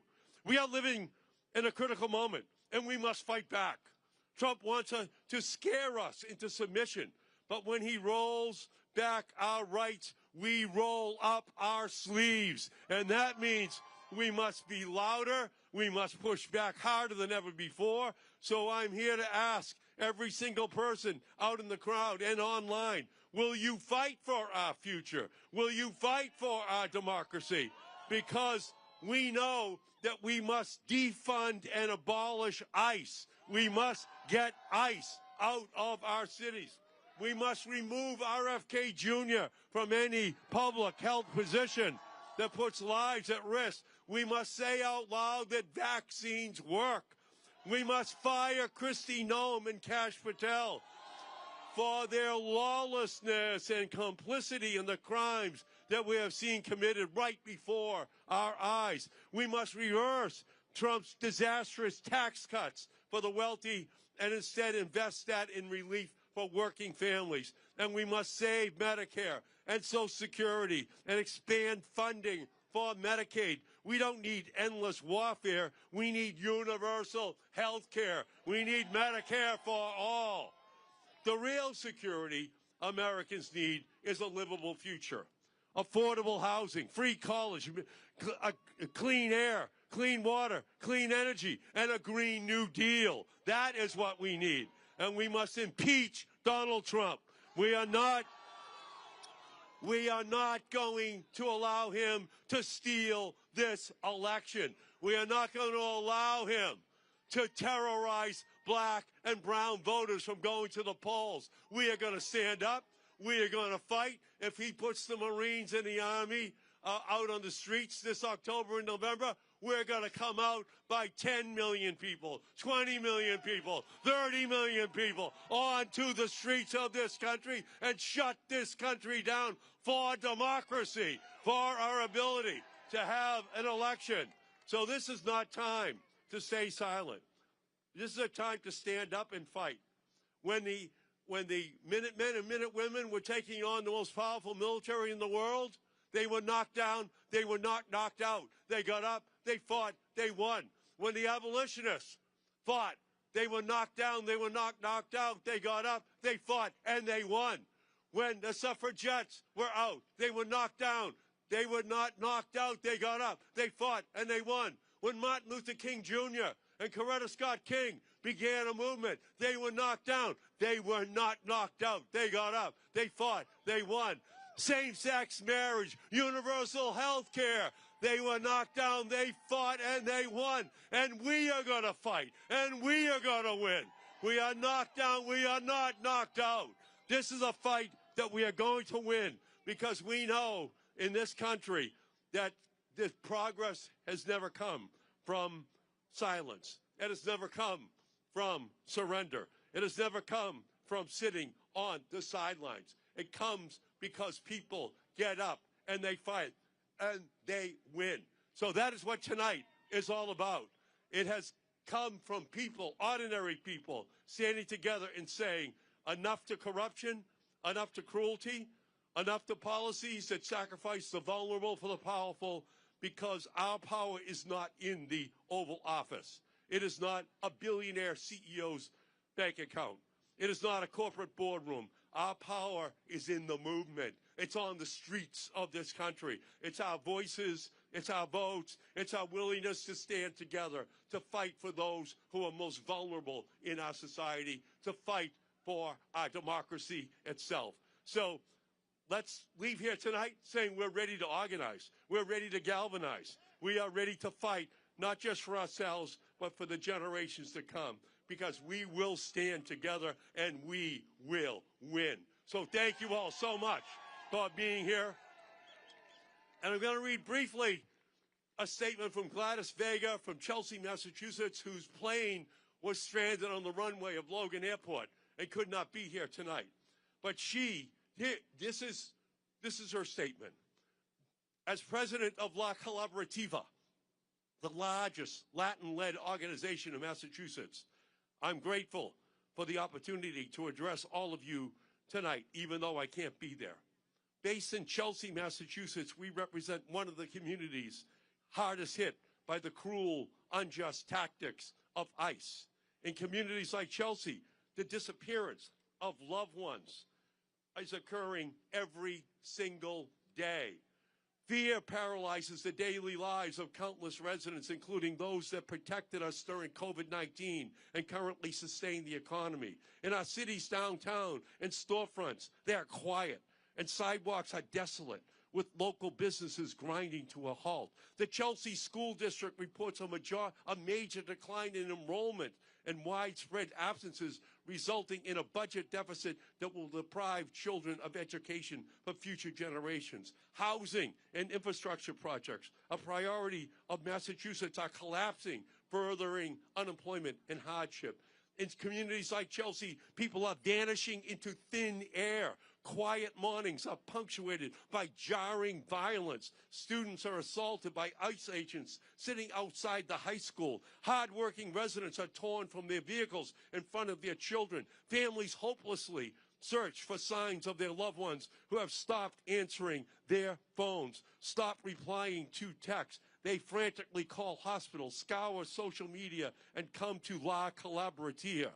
This is the message of Gladys Vega to America tonight. It is that this must stop. This is un-American. It is illegal. It is unconstitutional. And the people are going to rise up and fight for Gladys Vega and all of those poor people who today need to know that the people's State of the Union is the beginning of a long fight that is going to result in the end of Republican control of the House of Representatives and the Senate in the United States of America in 2026. Thank all of you for being out here tonight. Thank you for your willingness to stand and fight. Thank you. Oh, my goodness. Thank you. You're going to get us that tariff money, too, aren't you? Where's my check? I know. Where's my check? That's what the senator's doing. He's going to get us our money. Because otherwise, we don't get shit. Alrighty. So, there's a Shakespeare saying, it's a quote that I have in my social media profile. It says, though she may be little, she be fierce. And that's what we got with Congresswoman Becca Balint from the state of Vermont. She put Pamela Joe in her place and then some just a week ago. And tonight she's joined by a very special guest, Mohsin Madwadi. Now, Mohsin showed up for an immigration appointment, a citizenship appointment, and then was illegally detained for at least 2 weeks. Why? Because he dared to express a position that Donald Trump didn't like. And as we see our free speech, our journalists, our First Amendment under attack, the Trump administration is making one thing clear. It's only what he wants you to think and say, because everything else will result in you being arrested, thrown into detention. But what happens is the rule of law, when we've got judges and the rule of law doing what it's supposed to do, we have justice. Please welcome Congresswoman Becca Balint and Mohsin Madwadi. Hey, hey, hey! Nice to see you all out here tonight. We could not be more excited to be here with all of you. So I like to refer to myself as that scrappy little dyke from Vermont. But tonight, I'm America's scrappy little dyke. I'm a bare-knuckle brawler with a heart. And that's what we need right now.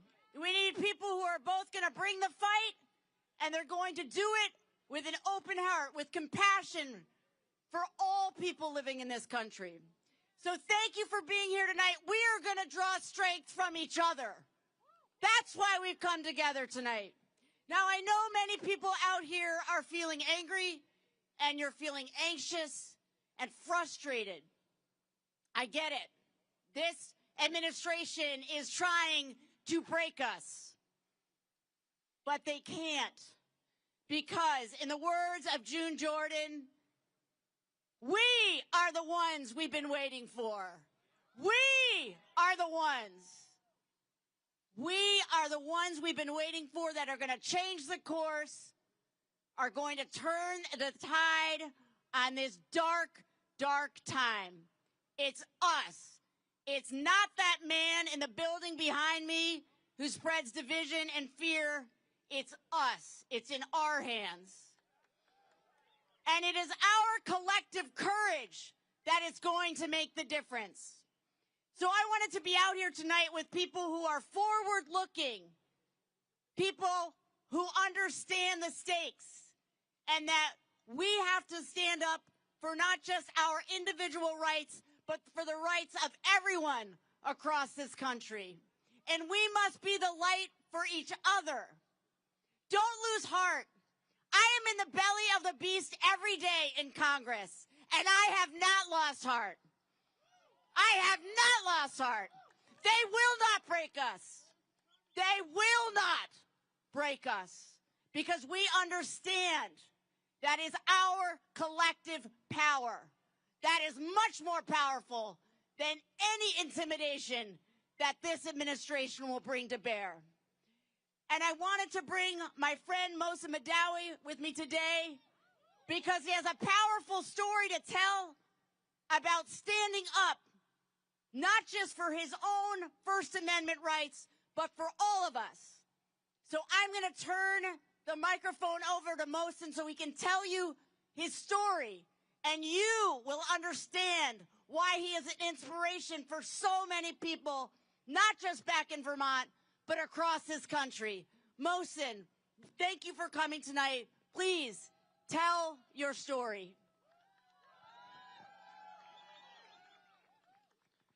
Brothers and sisters, dear friends, my beloved community, it's an honor to be in union with you here. You, the American people, you are the people. It's also my honor as a Palestinian refugee, a descendant of the Nakba survivors, to stand here in solidarity with and to carry the torch for justice and for peace with Congresswoman Becca Ballant, who is also a descendant of Holocaust survivors, a Jewish woman. If there is light, this is part of the light. 12 years ago, I came to this country carrying with me not only the experience of living under the Israeli occupation in a refugee camp without freedom, never tasted the freedom or the safety, but also I came carrying with me my inner child, a child that was deeply wounded by trauma. At the age of 8, I buried my brother.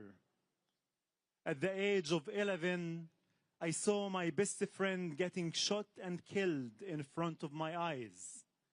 At the age of 12, I witnessed an Israeli strike that killed several people and shattered them into pieces. I collected their body parts in my own hands, peeling off skin off the wall and collecting fingers off the ground to put it in plastic bags to honor their lives. But I'm not here to talk about the darkness of injustice. I am here to talk about the light of hope and the light of love. And this is something that America has shown me when I came here. In America, and for the first time in my life, not only I've experienced safety and love, but also I found the American people who hosted me, who guided me, who helped me to heal from my inner childhood trauma. In America, I learned that the human being is not the enemy. The enemy is the system that capitalizes on fear, on ignorance, and on segregation. The fear that divides Republicans and Democrats, the people. The fear that divides citizens and immigrants, the people. The fear that creates monsters and creates division in America. And in America, I also learned what MLK has said: injustice anywhere is a threat to justice everywhere. Injustice everywhere is a threat to justice everywhere. And that is what we are witnessing here, that the injustice that this administration is causing, tearing communities apart, scaring people and inciting fear and intimidation, destroying the most sacred document in this country, which is the Constitution of this country, and going and attacking us for practicing our First Amendment rights and our free speech is a form of injustice, and that the fight for justice in America, the fight to save this democracy, is interconnected with the fight for justice in Palestine for the Palestinian people. Now, about a year ago, the Trump's administration came after me during my citizenship interview, not for violating any law, but for speaking my truth, the truth from a place of love, from a place of empathy, from a place of compassion, my truth that I don't want to see children in Palestine or Israel or in America or anywhere else to suffer like I've suffered when I was a child. During my citizenship interview, and after they asked me if I'm willing to take the pledge of allegiance to protect and defend this country and to protect the constitution of this country, they were the ones who betrayed it. They detained me and took me out of there, handcuffed, and threw me in prison. They thought that they will make an example of me and that they would intimidate me. And they were wrong. Because our fight is a just fight. Our fight in America and our fight for Palestinians and our fight elsewhere is a fight for humanity, and if we believe in justice, there is no power that can intimidate us. The tools of this administration is to scare us, to intimidate us, so we can lose sight, so we can lose vision. But if we continue to unite together and work out and connect and fight from a place of love, not a place of fear, they cannot do that. When I was released from my detention after spending 16 days, I came out and I sent a message to the president and his cabinet. And I told them that I will not be intimidated. And if you are feeling like me, unafraid, repeat after me. We the people. Say it loud and clear. To President Trump and his cabinet. We are not afraid of you. Because the love that shines in our heart is much brighter and more powerful than the darkness of fear that's blinding you. The people united will never be defeated. The people united will never be defeated. The people united will never be defeated. The people united will never be defeated. Everyone, onward with courage, every single one of us. Strive beyond what you think is possible. Give other people hope and inspiration. It is our collective courage that is going to get us through. Thank you so much for being out tonight. Thank you.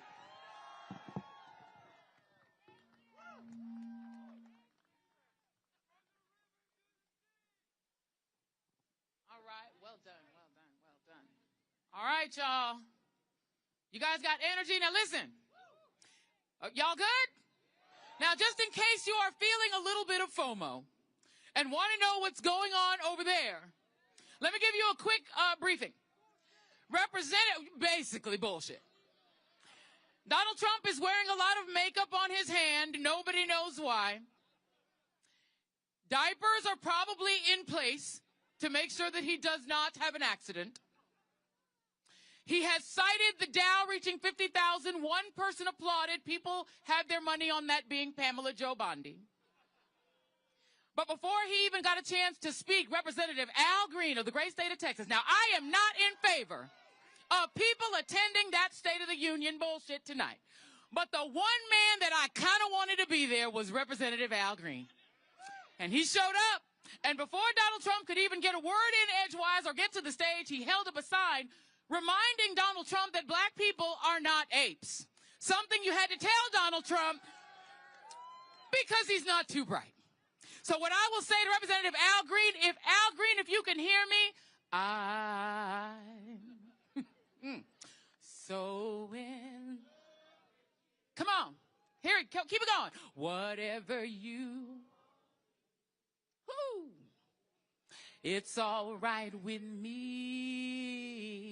Do not demonetize us, YouTube. I know it's a song that's copywritten.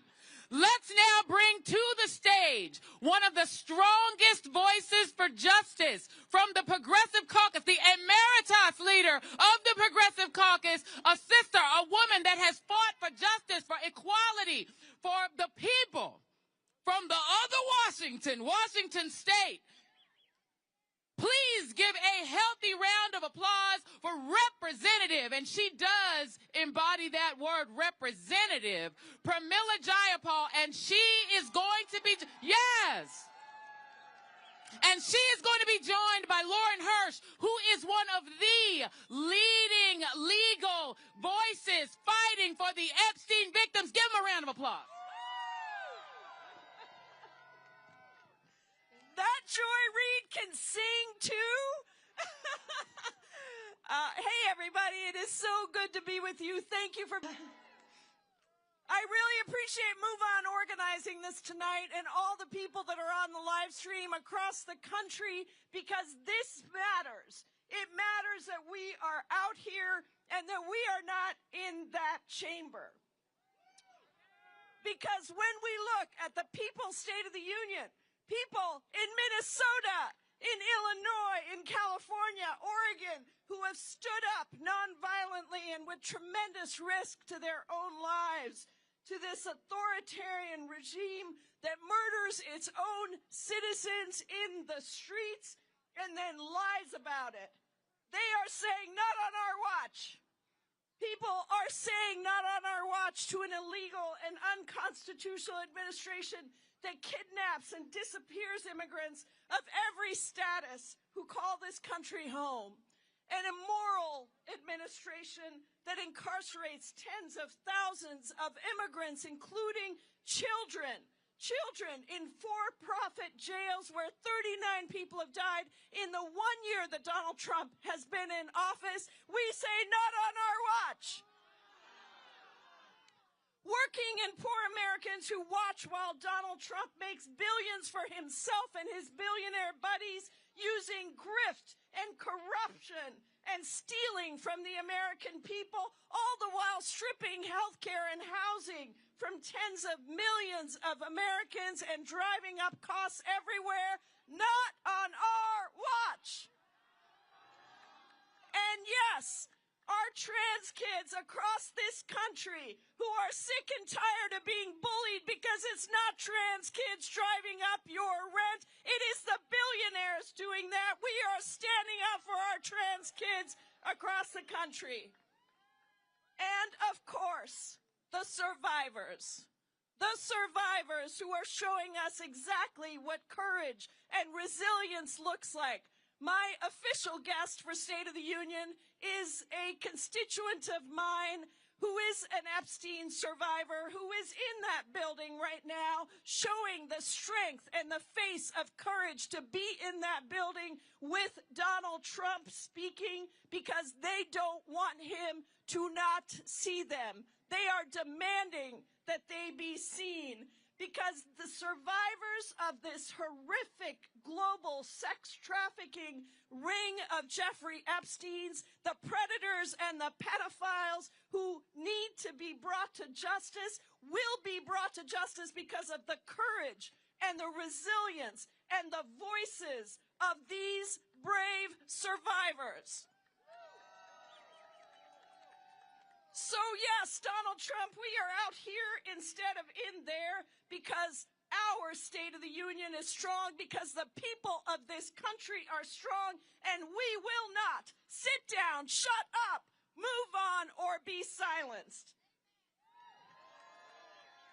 We demand that all the predators, the pedophiles, the grifters, the lawless agents, and you, Donald Trump, be brought to justice. It has been the honor of my life to work with real survivors in every single realm that we're talking about tonight.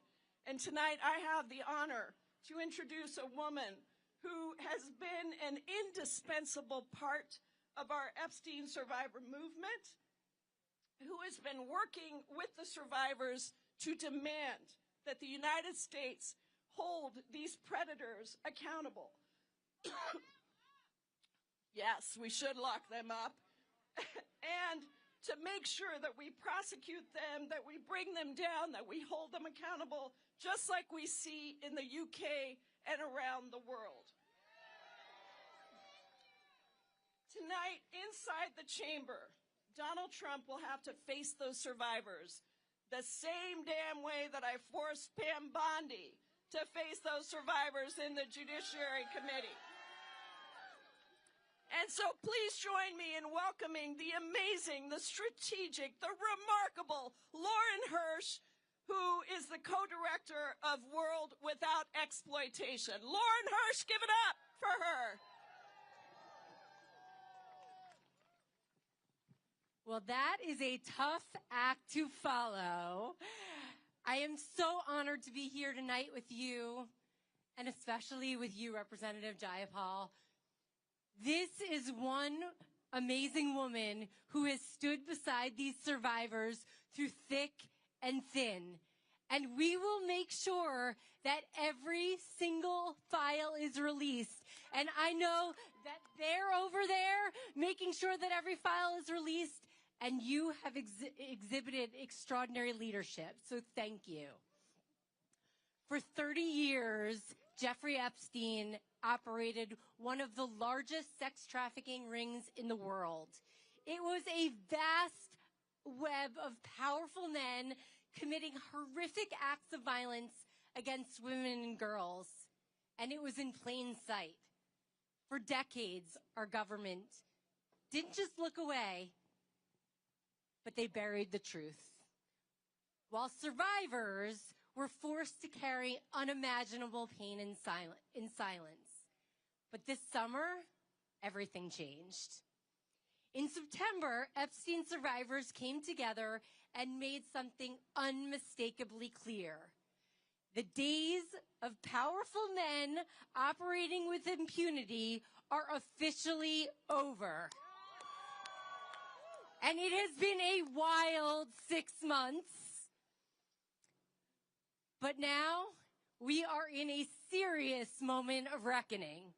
Every day we're witnessing the untouchables collapse before our eyes. Prince Andrew is no longer a prince.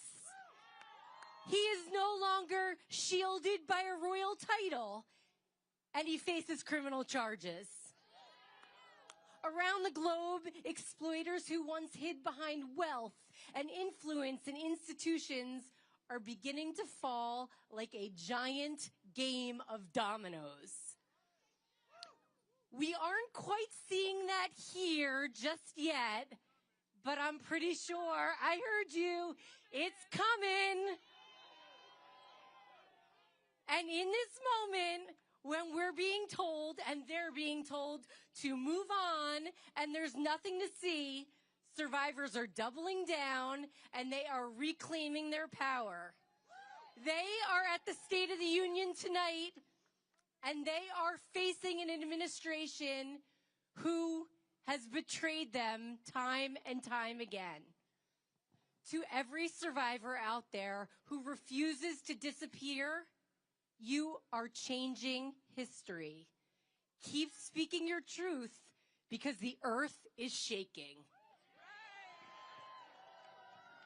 Give it up for Lauren Hirsch and the survivors across this country. We will bring justice. Keep standing up. Keep speaking out. Keep building our movement because this is our democracy. Thank you, everybody. Have a great night.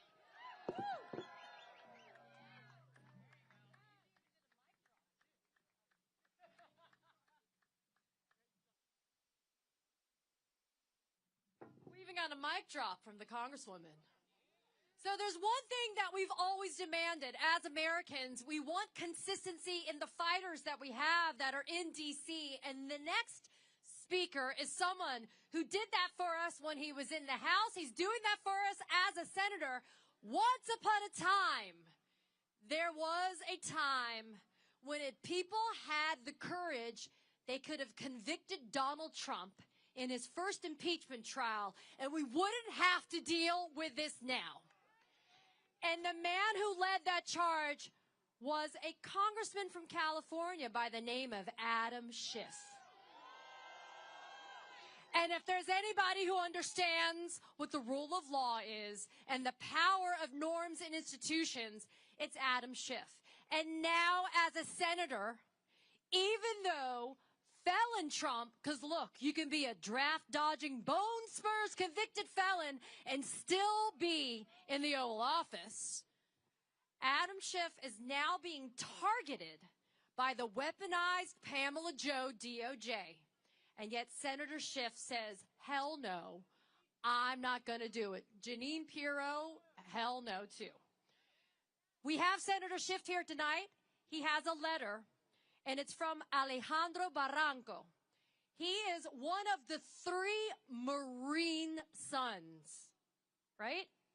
He is a veteran and a son of a landscaper that we saw on video working hard, because only in Trump's America can you be working hard on a Saturday as a landscaper, get chased down by federal agents, and get your ass beaten, right? Only in Trump's America. But Senator Schiff is here. He has a letter from Alejandro Barranco, one of 3 Marines in that family who have given everything in service of this country to only in turn see their father be punished. Please welcome a true fighter to our stage, Senator Adam Schiff.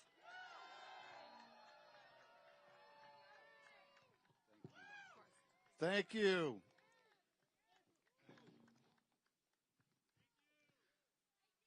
Thank you. Thank you for being out here in the cold.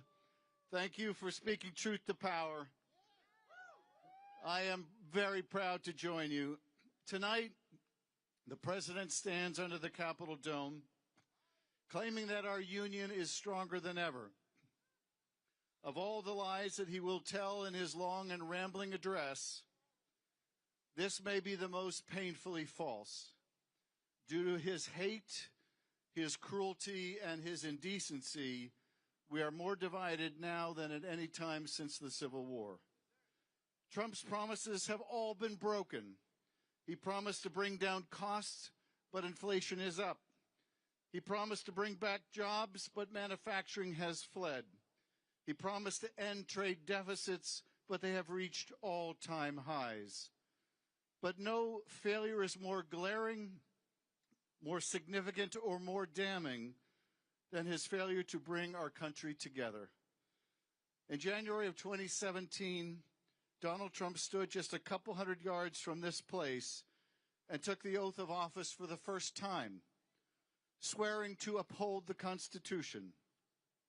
As you recall, he painted a dystopian portrait of the country, which he described as American carnage. Little could we know at the time it was less a portrait of the country as it existed then, as much as a prophecy of what he would seek to bring about in the future. For he has created chaos in our streets. Masked, heavily armed, and poorly trained ICE agents and Border Patrol forces sweep through major cities, demanding to see people's papers. In the United States of America, they are demanding to see people's papers. They have detained citizens and non-citizens alike, shot people dead through their windshields and while laying face down in the street.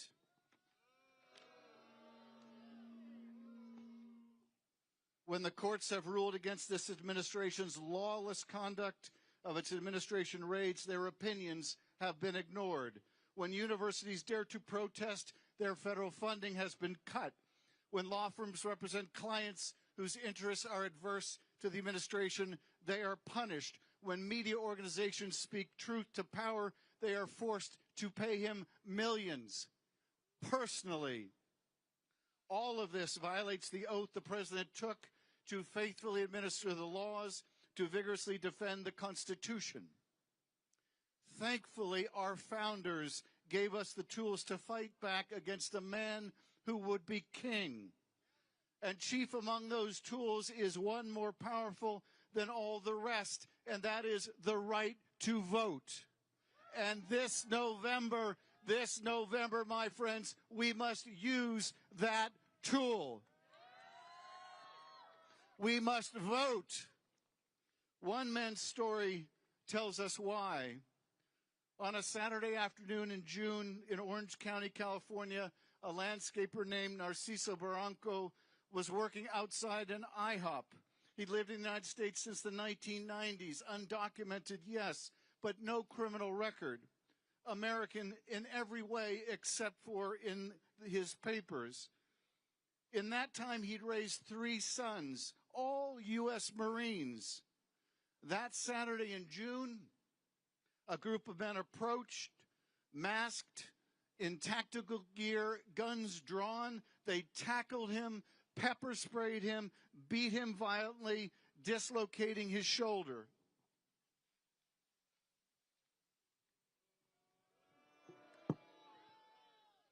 They detained him, no food, no water, no medical treatment for 24 hours. When he was finally able to get in touch with his family over the phone, he had one request of his sons. He asked them to retrieve his landscaping tools and finish the job he was doing. I wish just a few of my colleagues in that building on the other side of the aisle had the same dedication to their jobs, to their oath of office, to the Constitution of the United States. Narcisco Barranco asked his sons to finish the job. His son, Marine Corps veteran Alejandro Barranco, couldn't be here tonight, but he sent me this to read to you. What happened, he said, didn't just happen to an immigrant. It happened to an American family. Families across this country are living in fear, separated by a system that has lost its humanity. We can protect our laws without abandoning our values. We are here because America must be better, fairer, safer, and worthy of the people who believe in it. Now, just a few weeks ago, Narciso Barranco thankfully had his deportation case dismissed by a federal judge. But tonight we must all heed the words of Narciso Barranco. We must take up the tools our founders have given us to protect our democracy and finish the job. Between now and November, the president will make every effort to discourage Americans from voting. He will make it harder to register and turn out. He may send ICE agents to polling places to intimidate our citizens. He will cast doubt on the results when his party loses.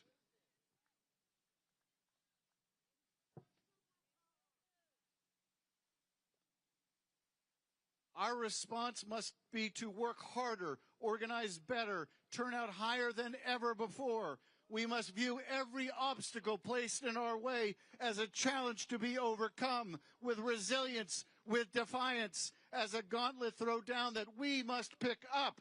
The fight for our democracy is a fight worth having, for it is democracy that makes all progress possible. And it is a struggle we can win if we pick up the tools we have been given and finish the job.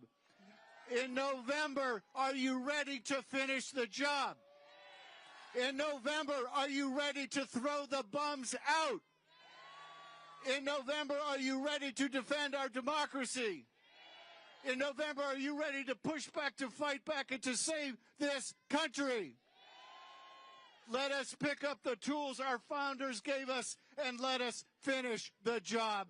Thank you, and God bless you for being here. Thank you so much. Thank you.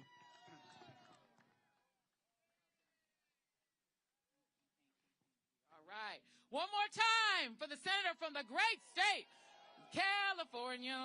We love the Californians, but we now are going to turn to the great state of Illinois, which was one of the earliest cities to see the absolute terrorism being unleashed upon Americans and immigrants alike by ICE, by the secret police being deployed by this regime.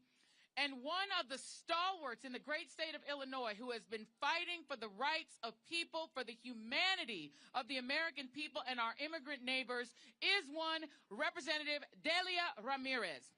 And she is going to be here from the great 3rd District in Illinois. Come on. And she is going to be speaking tonight in honor of Silverio, Keith, Renee, Alex, Linda, Ruben, and the 38 lives that we have lost at the hands of DHS, including Illinois resident Nenko Ganchev. Please give it up for Representative Delia Ramirez.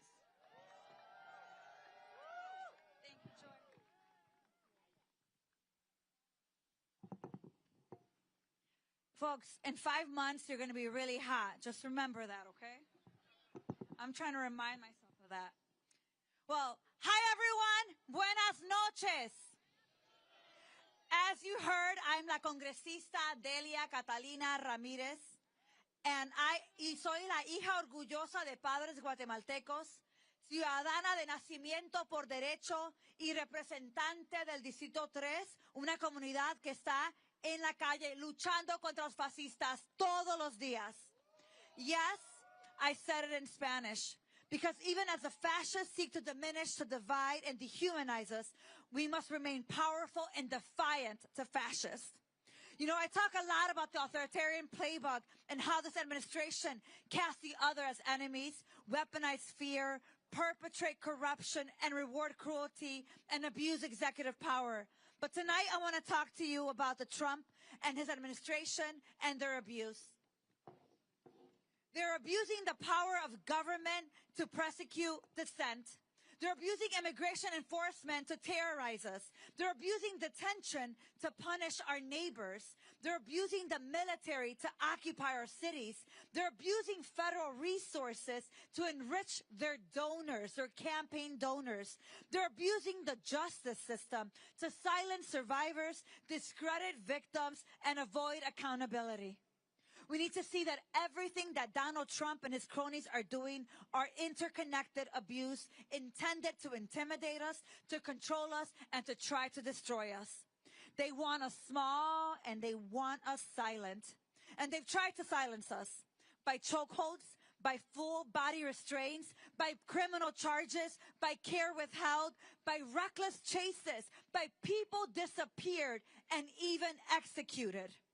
But let me tell you, today in that gallery, my seat is empty, representing more than the 40 lives we have lost to the violence of the Trump administration, who want our resources, our freedoms, our lives to advance their imperialistic, fascist, authoritarian agendas. But here's the thing. They can try to persecute us. They're going to try to terrorize us, punish us, occupy, and discredit us. But they will never, ever silence us. Am I right? Because el pueblo unido jamás será vencido. We are the legacy of the leaders who look at abusers in the eyes and refuse to be silent, and we fight back. So tonight, I'm calling us to remember who we are. We are being targeted by a regime that wants to break our resistance, make an example of us, because in fact, we are strong.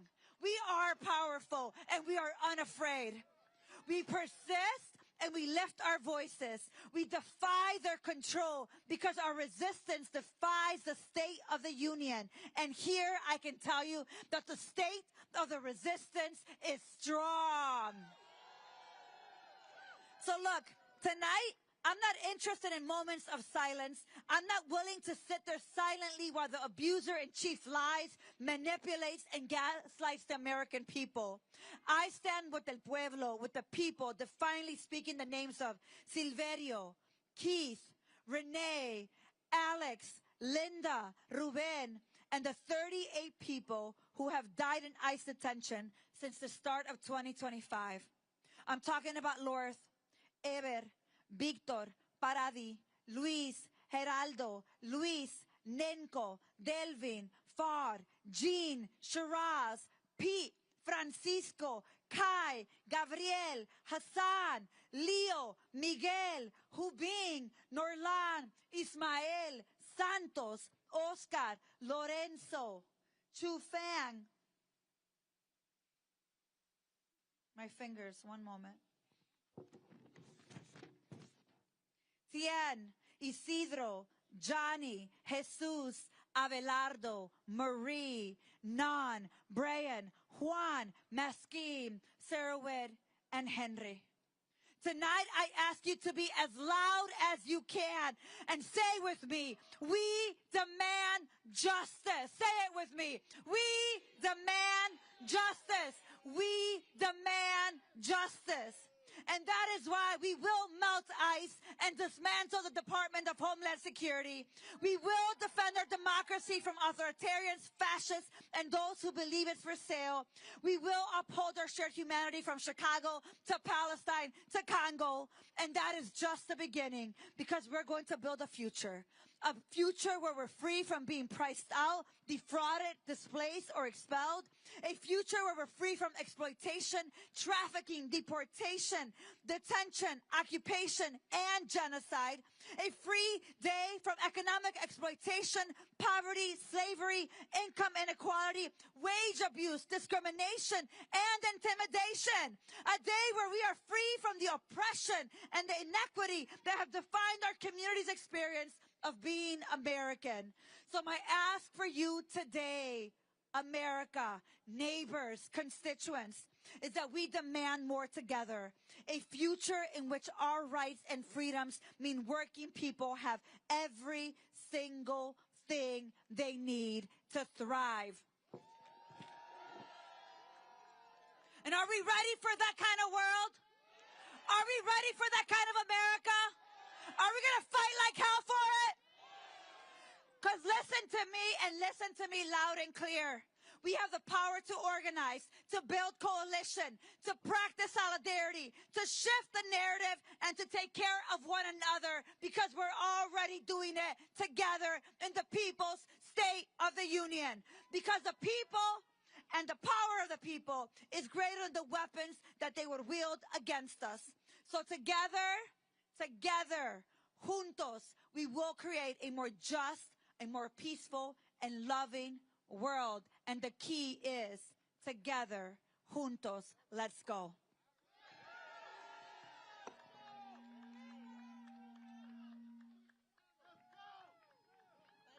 And let's abolish ICE while we're at it, huh? Muchas gracias.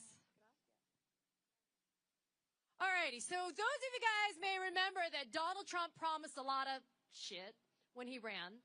One of them was what? No more wars. And yet, in the time that this guy's been in office, he's done some wackadoo stuff when it comes to our military. And no, it's not just DUI Hegseth that we're looking at. We're talking about felon Trump. There is a congressman from Connecticut. His name is Jim Himes. And he's on House Permit Select Intel.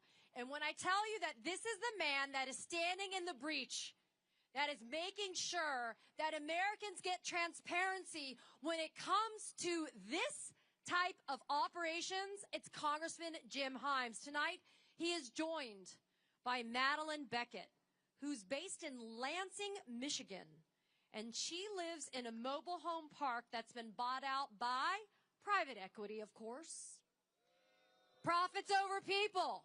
Since that takeover, she's had unbelievable, horrible experiences, including huge unexpected fees, undrinkable water, and an end to necessary maintenance. How are we supposed to live? Please welcome to our stage Congressman Jim Himes and Madeline Beckett. Thank you, Katie, and thank you all. Thank you, America. Thank you, resistors. Thank you for people of goodwill.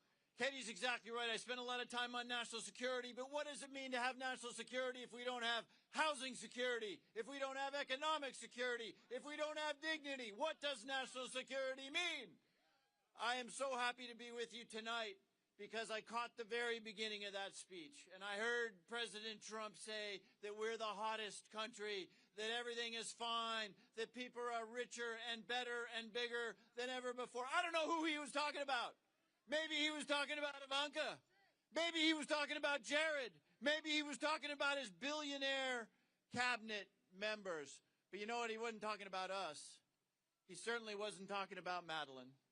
He wasn't talking about the tens of millions of people like Madeline Beckett of Lansing, Michigan, who, like so many Americans, worked 45 years, day in and day out, showing up for the job, raised a daughter, and now struggles to make ends meet in this richest, hottest country in the world. How does that work?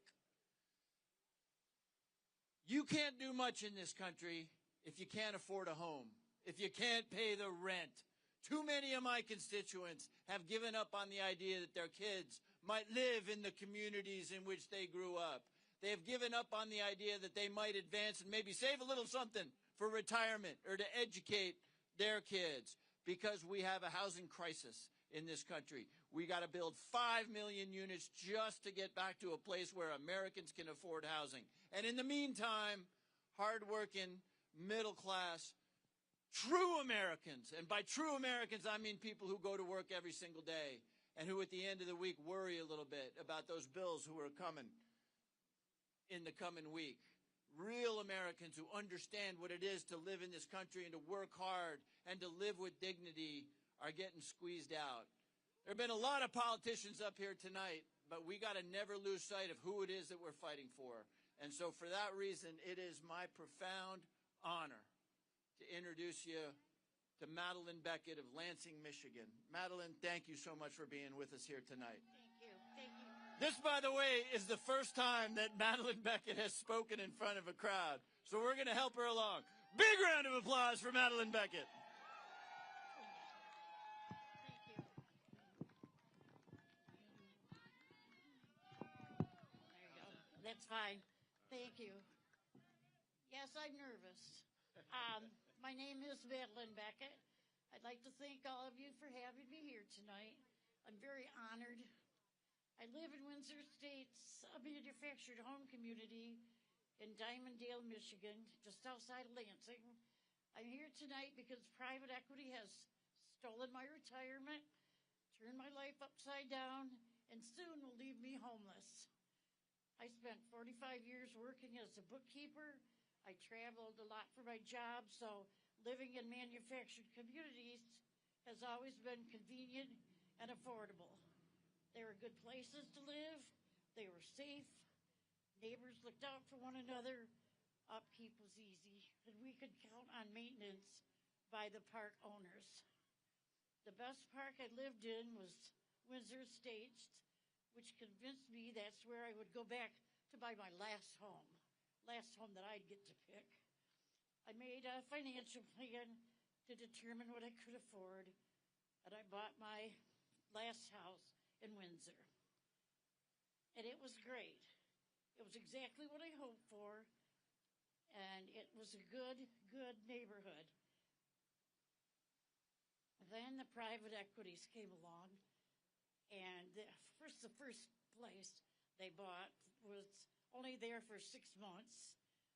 Then they just sold it to another firm, another private equity, and they took advantage of the fact that we're trapped. We can't move our homes. They raised the rent. They added all kinds of fees. They reduced their staffing. And they bleed people like me dry. They're now charging us water, which used to be included in the rent, and that's over $100 a month. Plus, we get to pay them an administration fee and pay for our trash, which also was included in our rent. Thank you. The best thing about it is we paid, I'm sorry. Yeah, the government subsidized the buying of our park with a loan from Freddie Mac. My tax dollars helped steal my retirement. After all the added costs, I am now on the verge of being homeless. I don't have anywhere to go. I started going to meetings of the local homelessness coalition to figure out what to do when I lose my home. I've had to take on a roommate at my age. Seriously? Every month I have to borrow money from a friend. I now owe her over $5,000, and I don't know how I'll ever pay her back. I don't even know how to properly thank her. Without her, I would be on the street right now. but I'm not going to sit back and take it. And neither are other people in the mobile home community parks all over Michigan and the country.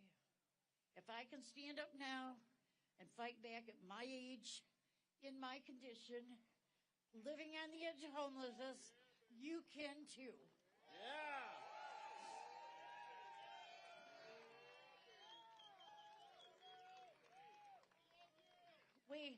We need all of you here to put limits on how much these corporate landlords can raise our rents, and we need it now.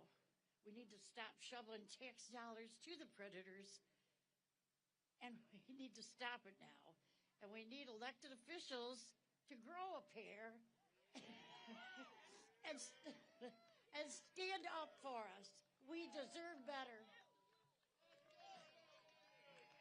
Thank you for listening. Thank you, Madeline. Do we think that Donald Trump knows about Madeline?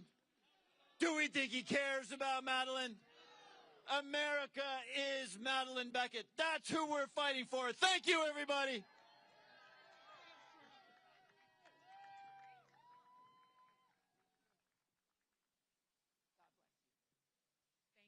Thank you so much. One more time for the senator and for Madeline.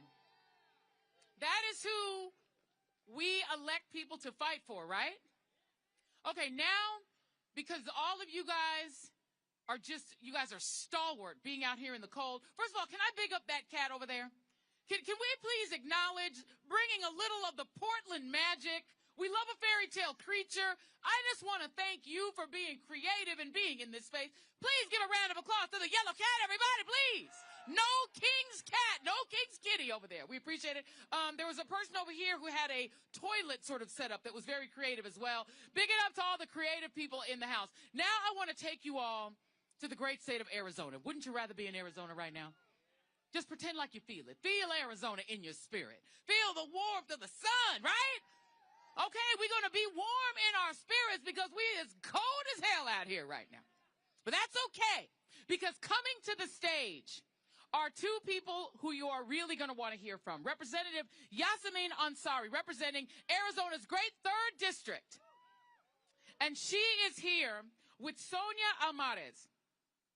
And Sonia Almaraz, I should say. Sonia Almaraz is the partner of Yari Marquez, who has leukemia and who has suffered severe medical neglect for more than a year at the Eloy Detention Center in Central Arizona.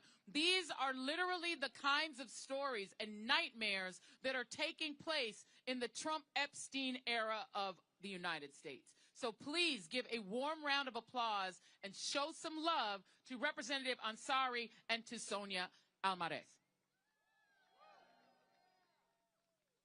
Thank you.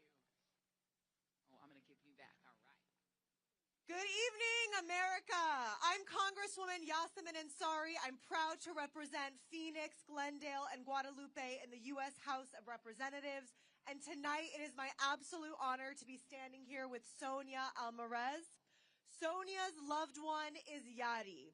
Yadi is a lawful permanent resident, a green card holder who was stripped of her legal status by Donald Trump's racist mass deportation agenda.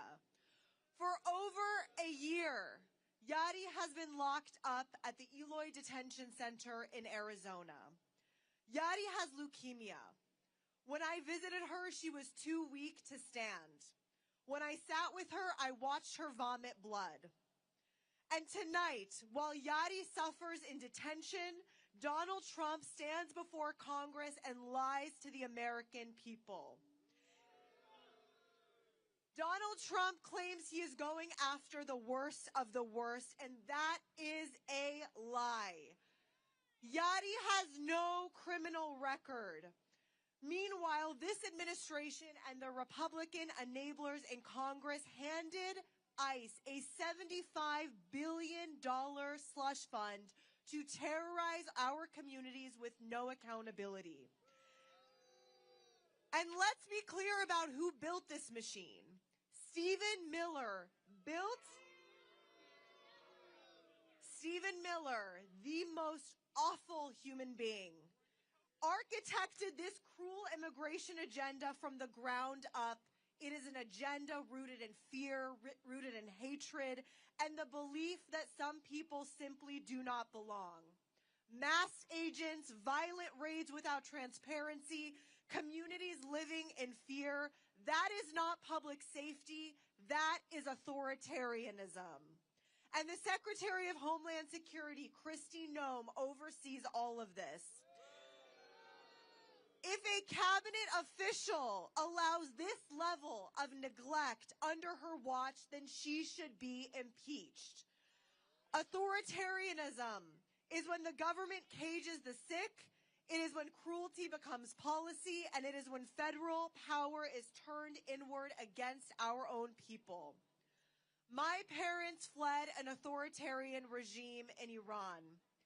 They came to this country because America was supposed to be different.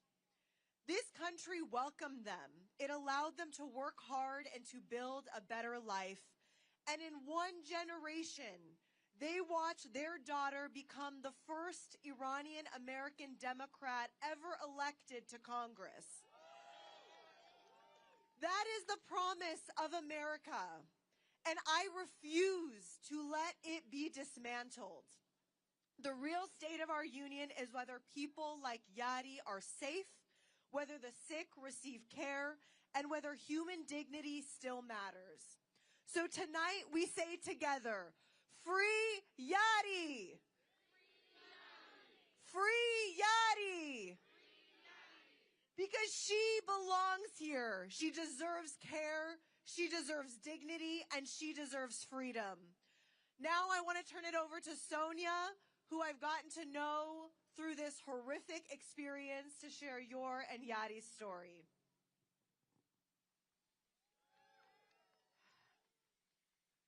Thank you, Congresswoman Ansari. I'm honored to stand with you tonight to expose Trump's real state of the union. Yadi is not a criminal, and for a year now, I have had to watch her healthy. I am so sorry.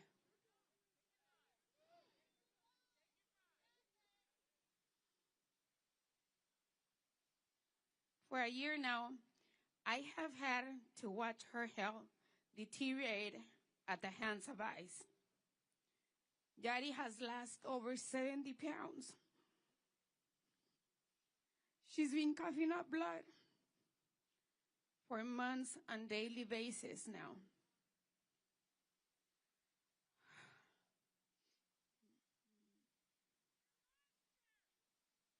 She's too weak to stand. She has been diagnosed with lymphedema and arthritis on top of her cancer,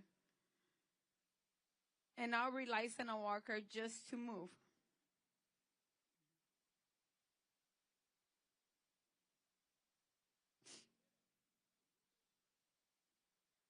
Her suffering is preventable, yet ICE has denied the basic medical care. Yadi es una compañera amorosa, amiga y miembro de la comunidad que merece dignidad humana. We demand her medical release immediately. Exigimos su libertad inmediata para su cuidado médico. Let us get her back to health so she can continue to fight her immigration case.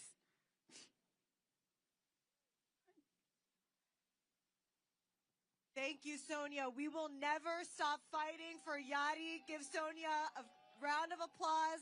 And free Yadi! Free Yadi! Free Yadi! Thank you so much, everyone. Have a great evening.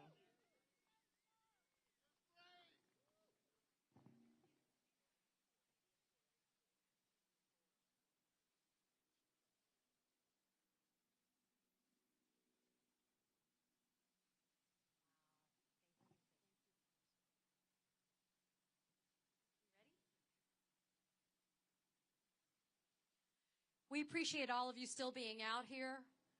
We know it's cold, but this mission is very important. We now have the privilege of being able to listen to Charlene Rochard, a model and actress, and perhaps in her most important role, an advocate. She is a survivor of the horrors of Jeffrey Epstein. She has bravely spoken publicly about her experiences of being trafficked as a child, sustaining and suffering from the sexual abuse at the hands of Jeffrey Epstein, and the exploitation of her, and I want to underscore, as a child.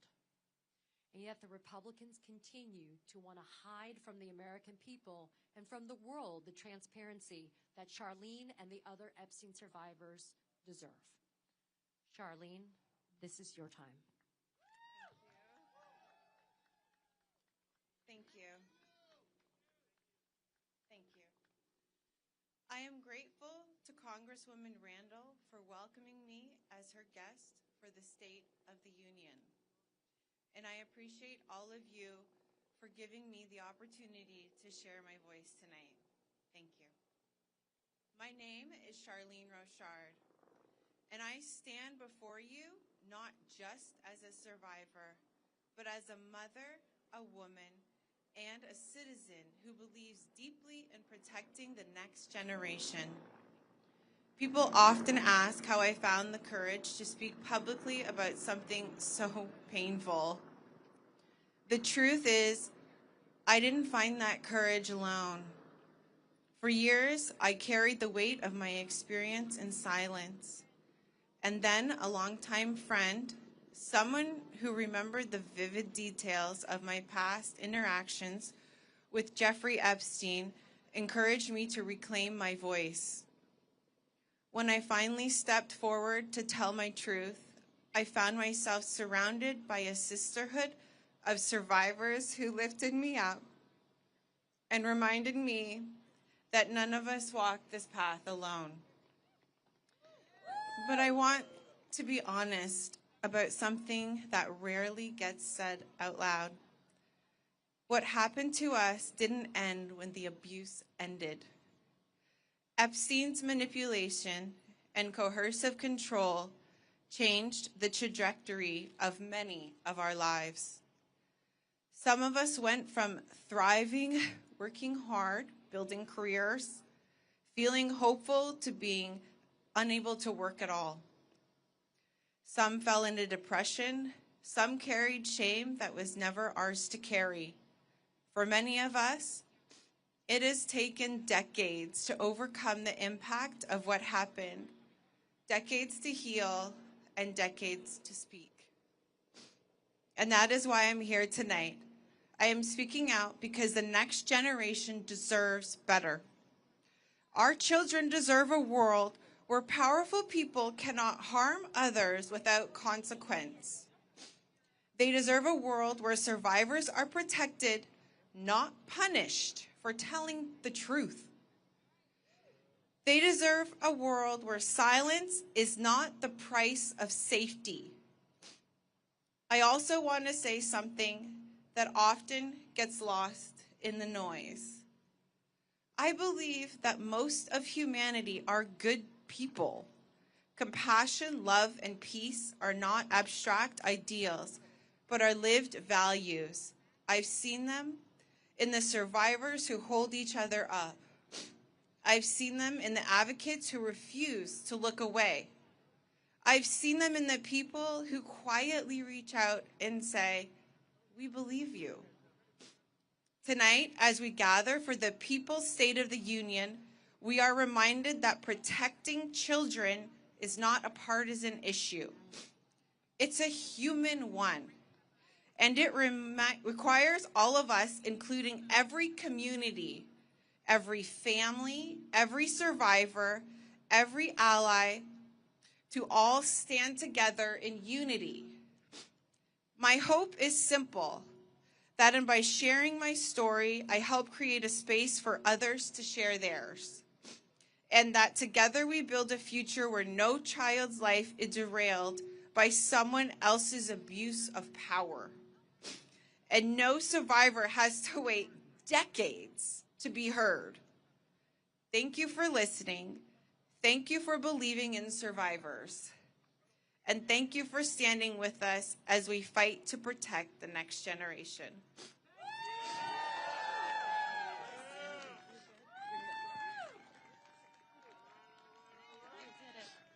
Please, everybody, let's please support Charlene right now, and please just show her a round of applause for the courage. This is why we're fighting. Thank you, Charlene.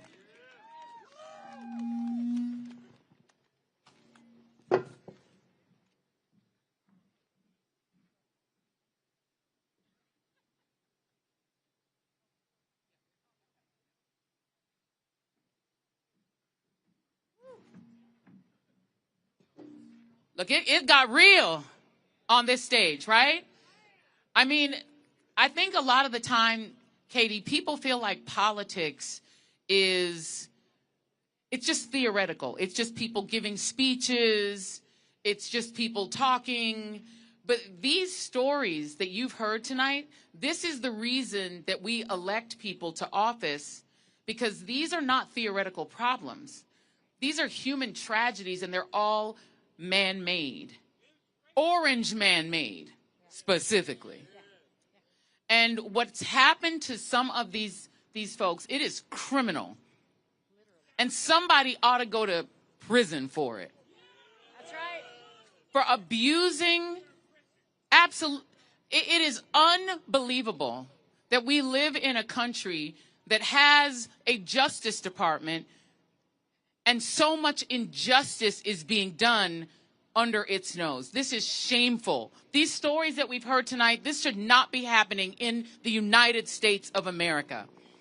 And so this is not about speeches. This is about change. We have to stop this regime. We have to stop this regime.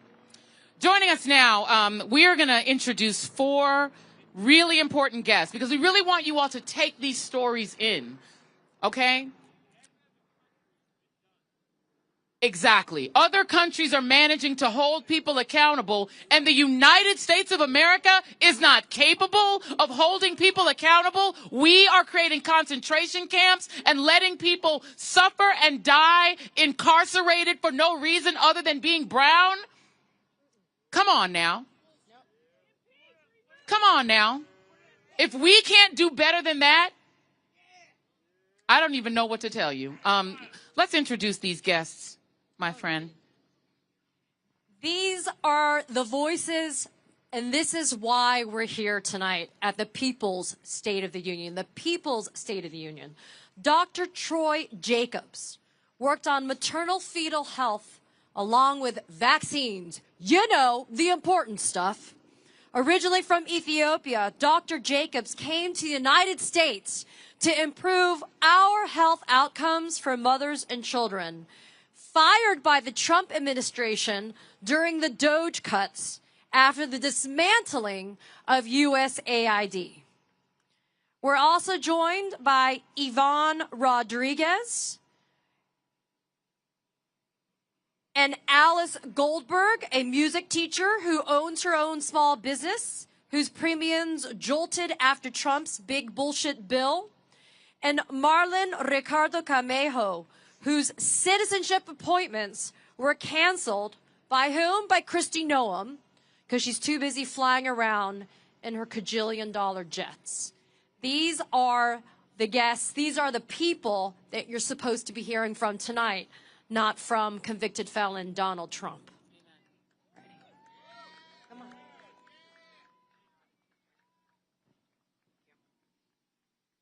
Okay. It's called, y'all. Good evening, everyone.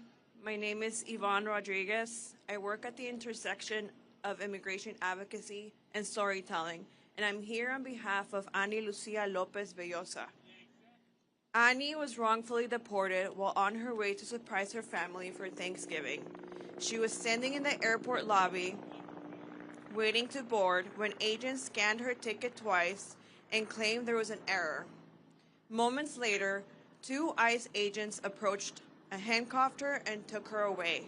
She spent the night in detention, and less than 24 hours later, she was deported to Honduras, a country facing deep instability in a place she has not called home since she was 8 years old. Annie is a dreamer. She's a 19-year-old student pursuing a business degree at Babson College. She dreams of building a future not just for herself, but for others, opening her own business, uplifting her community, and supporting her family. Instead, she has been met with retaliation, fear, and attempts by the Trump administration and his vigilantes to deport her loved ones and separate her family simply because she dared to speak out. 2 weeks ago, a federal judge ordered the government to facilitate Annie's return to the United States by this Friday. The deadline is now just 72 hours away. And what has the government done? Only a request of a copy of her passport. No clear plan, no urgency, and no guarantee that she will be allowed to return safely to her family without being detained again. Annie is not a case number. She is a daughter, a student, a leader, and a young woman whose future is being held hostage by the Trump administration's regime and cowardice. Annie asked me to share this statement with you all tonight. I'm going to read it first in English and then in Spanish. I want to come home. I want to return to my school, to my family, and to the life I have worked so hard to build. I have done everything asked of me, followed every rule, and still I was treated as if I did not belong. I refuse to give up on my dreams, and I refuse to be silent. I am asking for fairness, for dignity, and for the chance to continue the future I started in the only country I truly know as home. Now in Spanish. Quiero volver a casa. Quiero regresar a mi escuela, a mi familia y a la vida que he trabajado tan duro para construir. He hecho todo lo que se me ha pedido, he seguido cada regla y aún así fui tratada como algo desechable. Me niego a renunciar a mis sueños y me niego a guardar silencio. Estoy pidiendo justicia, dignidad y la oportunidad de continuar el futuro que comencé en el único país que es mi hogar. The government has a court order. The clock is ticking, 72 hours. And we will not stop speaking until Annie is brought home. Thank you.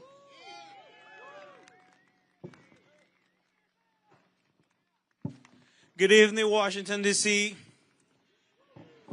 I'm Marlon. I'm coming from the great state of Connecticut.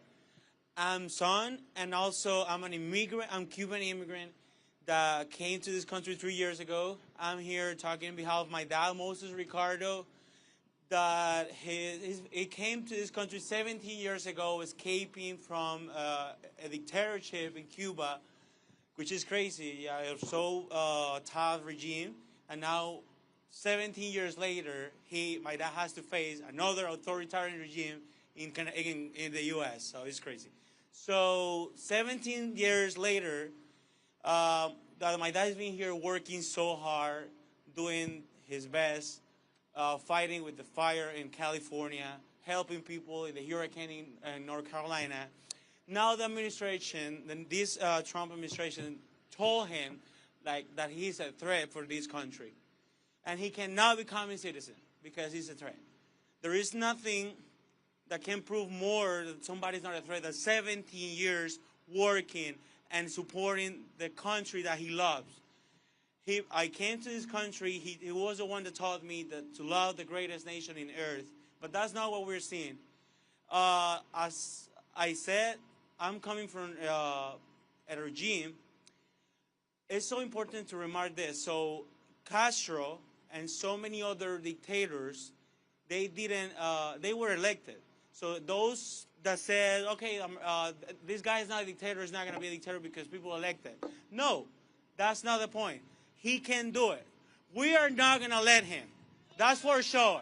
We are not going to let this guy be a dictator. All right, we have two really good people behind us that's going to fight him. And we have to support him too. All right? How are we going to do that? First of all, go and voting. So we're going to vote, and we're going to take all these people, haters, out of the Congress. And how also we're going to continue fighting, doing this. Standing up, no regrets. Just push forward, we got this. And I wanted to make sure that you guys understand all the people that talk about this is about criminals. This is about illegals. My dad is a green card holder for 17 years. He came here legally, no criminal records, but I don't want him to become a citizen because he's a threat. This is not about nothing like security or nothing like that. This is about racism. If my dad would be white, he's okay, but he's not. He came from a poor country that just pursuing happiness, like so many other people, and that make him a criminal, maybe. So, and I'm so happy and glad to be here, being part of this great event, because we are the people of the State of the Union. We are the people. That's the most important part of this. We are the people. The people is America. America is not a president. America is not an administration. You guys are America. We are America.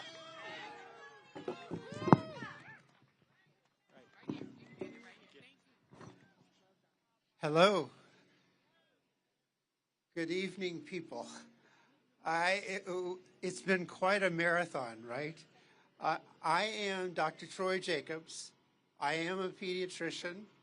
I have had the joy and honor of being a pediatrician for 30 years, providing high-quality care, primary health care to children in the United States and around the world.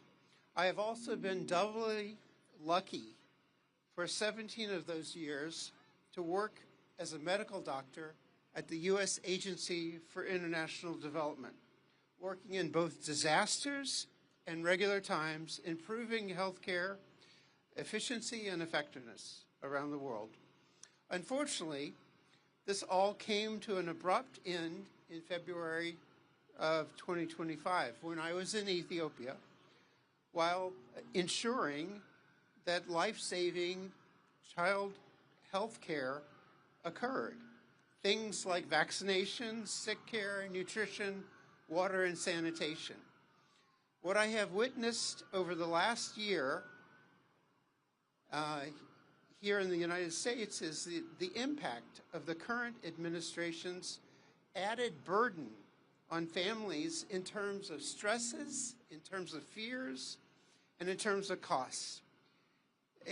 Really a Trump health confusion tax on families.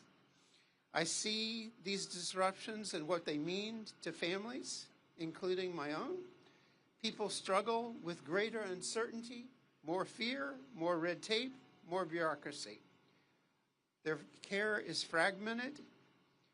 Children miss well-child visits, vaccinations, and routine care, things that are wanted by their parents and deemed necessary by vetted science and best practices. Families struggle deciding the right place and the right time for health care, whether they should take their wheezing child to a grocery store clinic, urgent care clinic, their doctor's office, hospital emergency department, or sadly too often they are dealing with these issues at home alone without any help.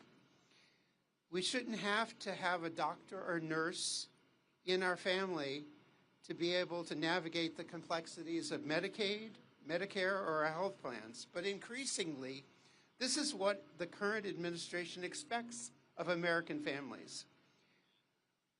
We need to come out of the cold and darkness of the last year and double down on eliminating the administration's health confusion tax. We need to return to good science, evidence-based guidance, and good practice. And this includes including humans in the loop, people like parents, pediatricians, nurses, and other child health providers, so that we have a place where pediatricians, nurses, and parents are not overburdened with the administration's health confusion tax. Thank you. Hey, I'm Alice. My artist's name is Melting Virgo, and I find myself here on stage tonight because my health care that I purchased through the Maryland Exchange went from $28 a month to $248 a month. Last fall, Before the federal subsidies were cut, I was beginning to look into buying my first home that could double as a lesson studio, but that is just not a viable option anymore. But let me rewind. I earned my master's degree in energy and environmental public policy from the University of Maryland, College Park. Go Terps! So naturally, I ended up becoming a self-employed piano and voice teacher. Since I work on the weekend and during after-school hours, I spend a lot of time advocating for these policies that I care so much about. And sometimes my students take notice when I come back a little sweaty. And one of them said to me one time, wait, we can do something about climate change? She's 12, and she didn't know. And that made my blood boil. A 6-year-old, just the other day, turned to me and said, people are bad for the planet. I had to tell her, no, people aren't bad for the planet, but there are some people who are bad for the planet, and that is the billionaires who profit off of keeping us sick. They pollute our communities, predominantly black and brown communities, and then they make us pay the price. This administration is removing every single safety net imaginable just to turn around and give corporate welfare to the Epstein class. Every time federal lawmakers say that we don't have money to fund public services like healthcare, they are lying. We can make high-quality healthcare, education, transportation, and housing accessible for everybody. We can balance our relationship with our environment through indigenous leadership, and we must liberate everyone who's been abducted by ICE. This takes revolutionary optimism, and it also needs real-world organizing, which is why I recently joined my local chapter of the Democratic Socialists of America. No more doom scrolling. We must show up and create hope. One of the best ways I've found to create hope is to sing. I have a song that I wrote last summer in solidarity with our neighbors who are being abducted by ICE. It is in English and Spanish at the same time, and it needs some crowd participation, so I hope that you'll join me. And I'll also invite Joy up quickly to get this song going. And I'm putting her on the spot. She's never heard this song before. Okay, so I need you to hold down the underlying chant. We're going to do that in English, okay? It goes, they cannot imprison us all. They cannot imprison us all. They cannot imprison us all. They cannot imprison us all. No pueden encarcelarnos a todas. No pueden encarcelarnos a todas. No pueden encarcelarnos a todas. No pueden encarcelarnos a todas. No pueden encarcelarnos a todas. No pueden encarcelarnos a todas. No pueden encarcelarnos a todas. No pueden encarcelarnos a todas. Imprison us all. They cannot imprison us all. Woo! Okay. I think I did okay. You did amazing. Okay, yes. You get an A. I don't give grades, though. We just go on vibes, and the vibes were immaculate. Thank you so much. Thank you. Thank you very much. Let's give another round of applause to all of these amazing assets to the community of the United States of America. This is what we want. Here's my suggestion. Maybe we should deport Donald Trump. What do you think? Keep all of these beautiful people and deport Trump. Katie Fang, how are we going to end this beautiful, wonderful evening? We're telling everybody who's here. Well, first of all, Joy and I want to say the following. We want to say thank you to the members of the press that are here. Yes. That have been here in the cold, documenting this. Yes. This is important. So we appreciate all of you that are here, that have been here. We also appreciate all of you diehards that have stayed here. And everybody who's watching us on the live streams, go to SOTU.org for what? No King's Day 3.0, March 28th. Thank you for being here. I'm Katie Fang. I'm Joy Ann Reed. And this is the People's State of the Union. Good night, everybody. Thank you for being here. Thank we love you. and good night. And thanks to the Midas Touch and MoveOn.org. Amen. Give a round. Thank you.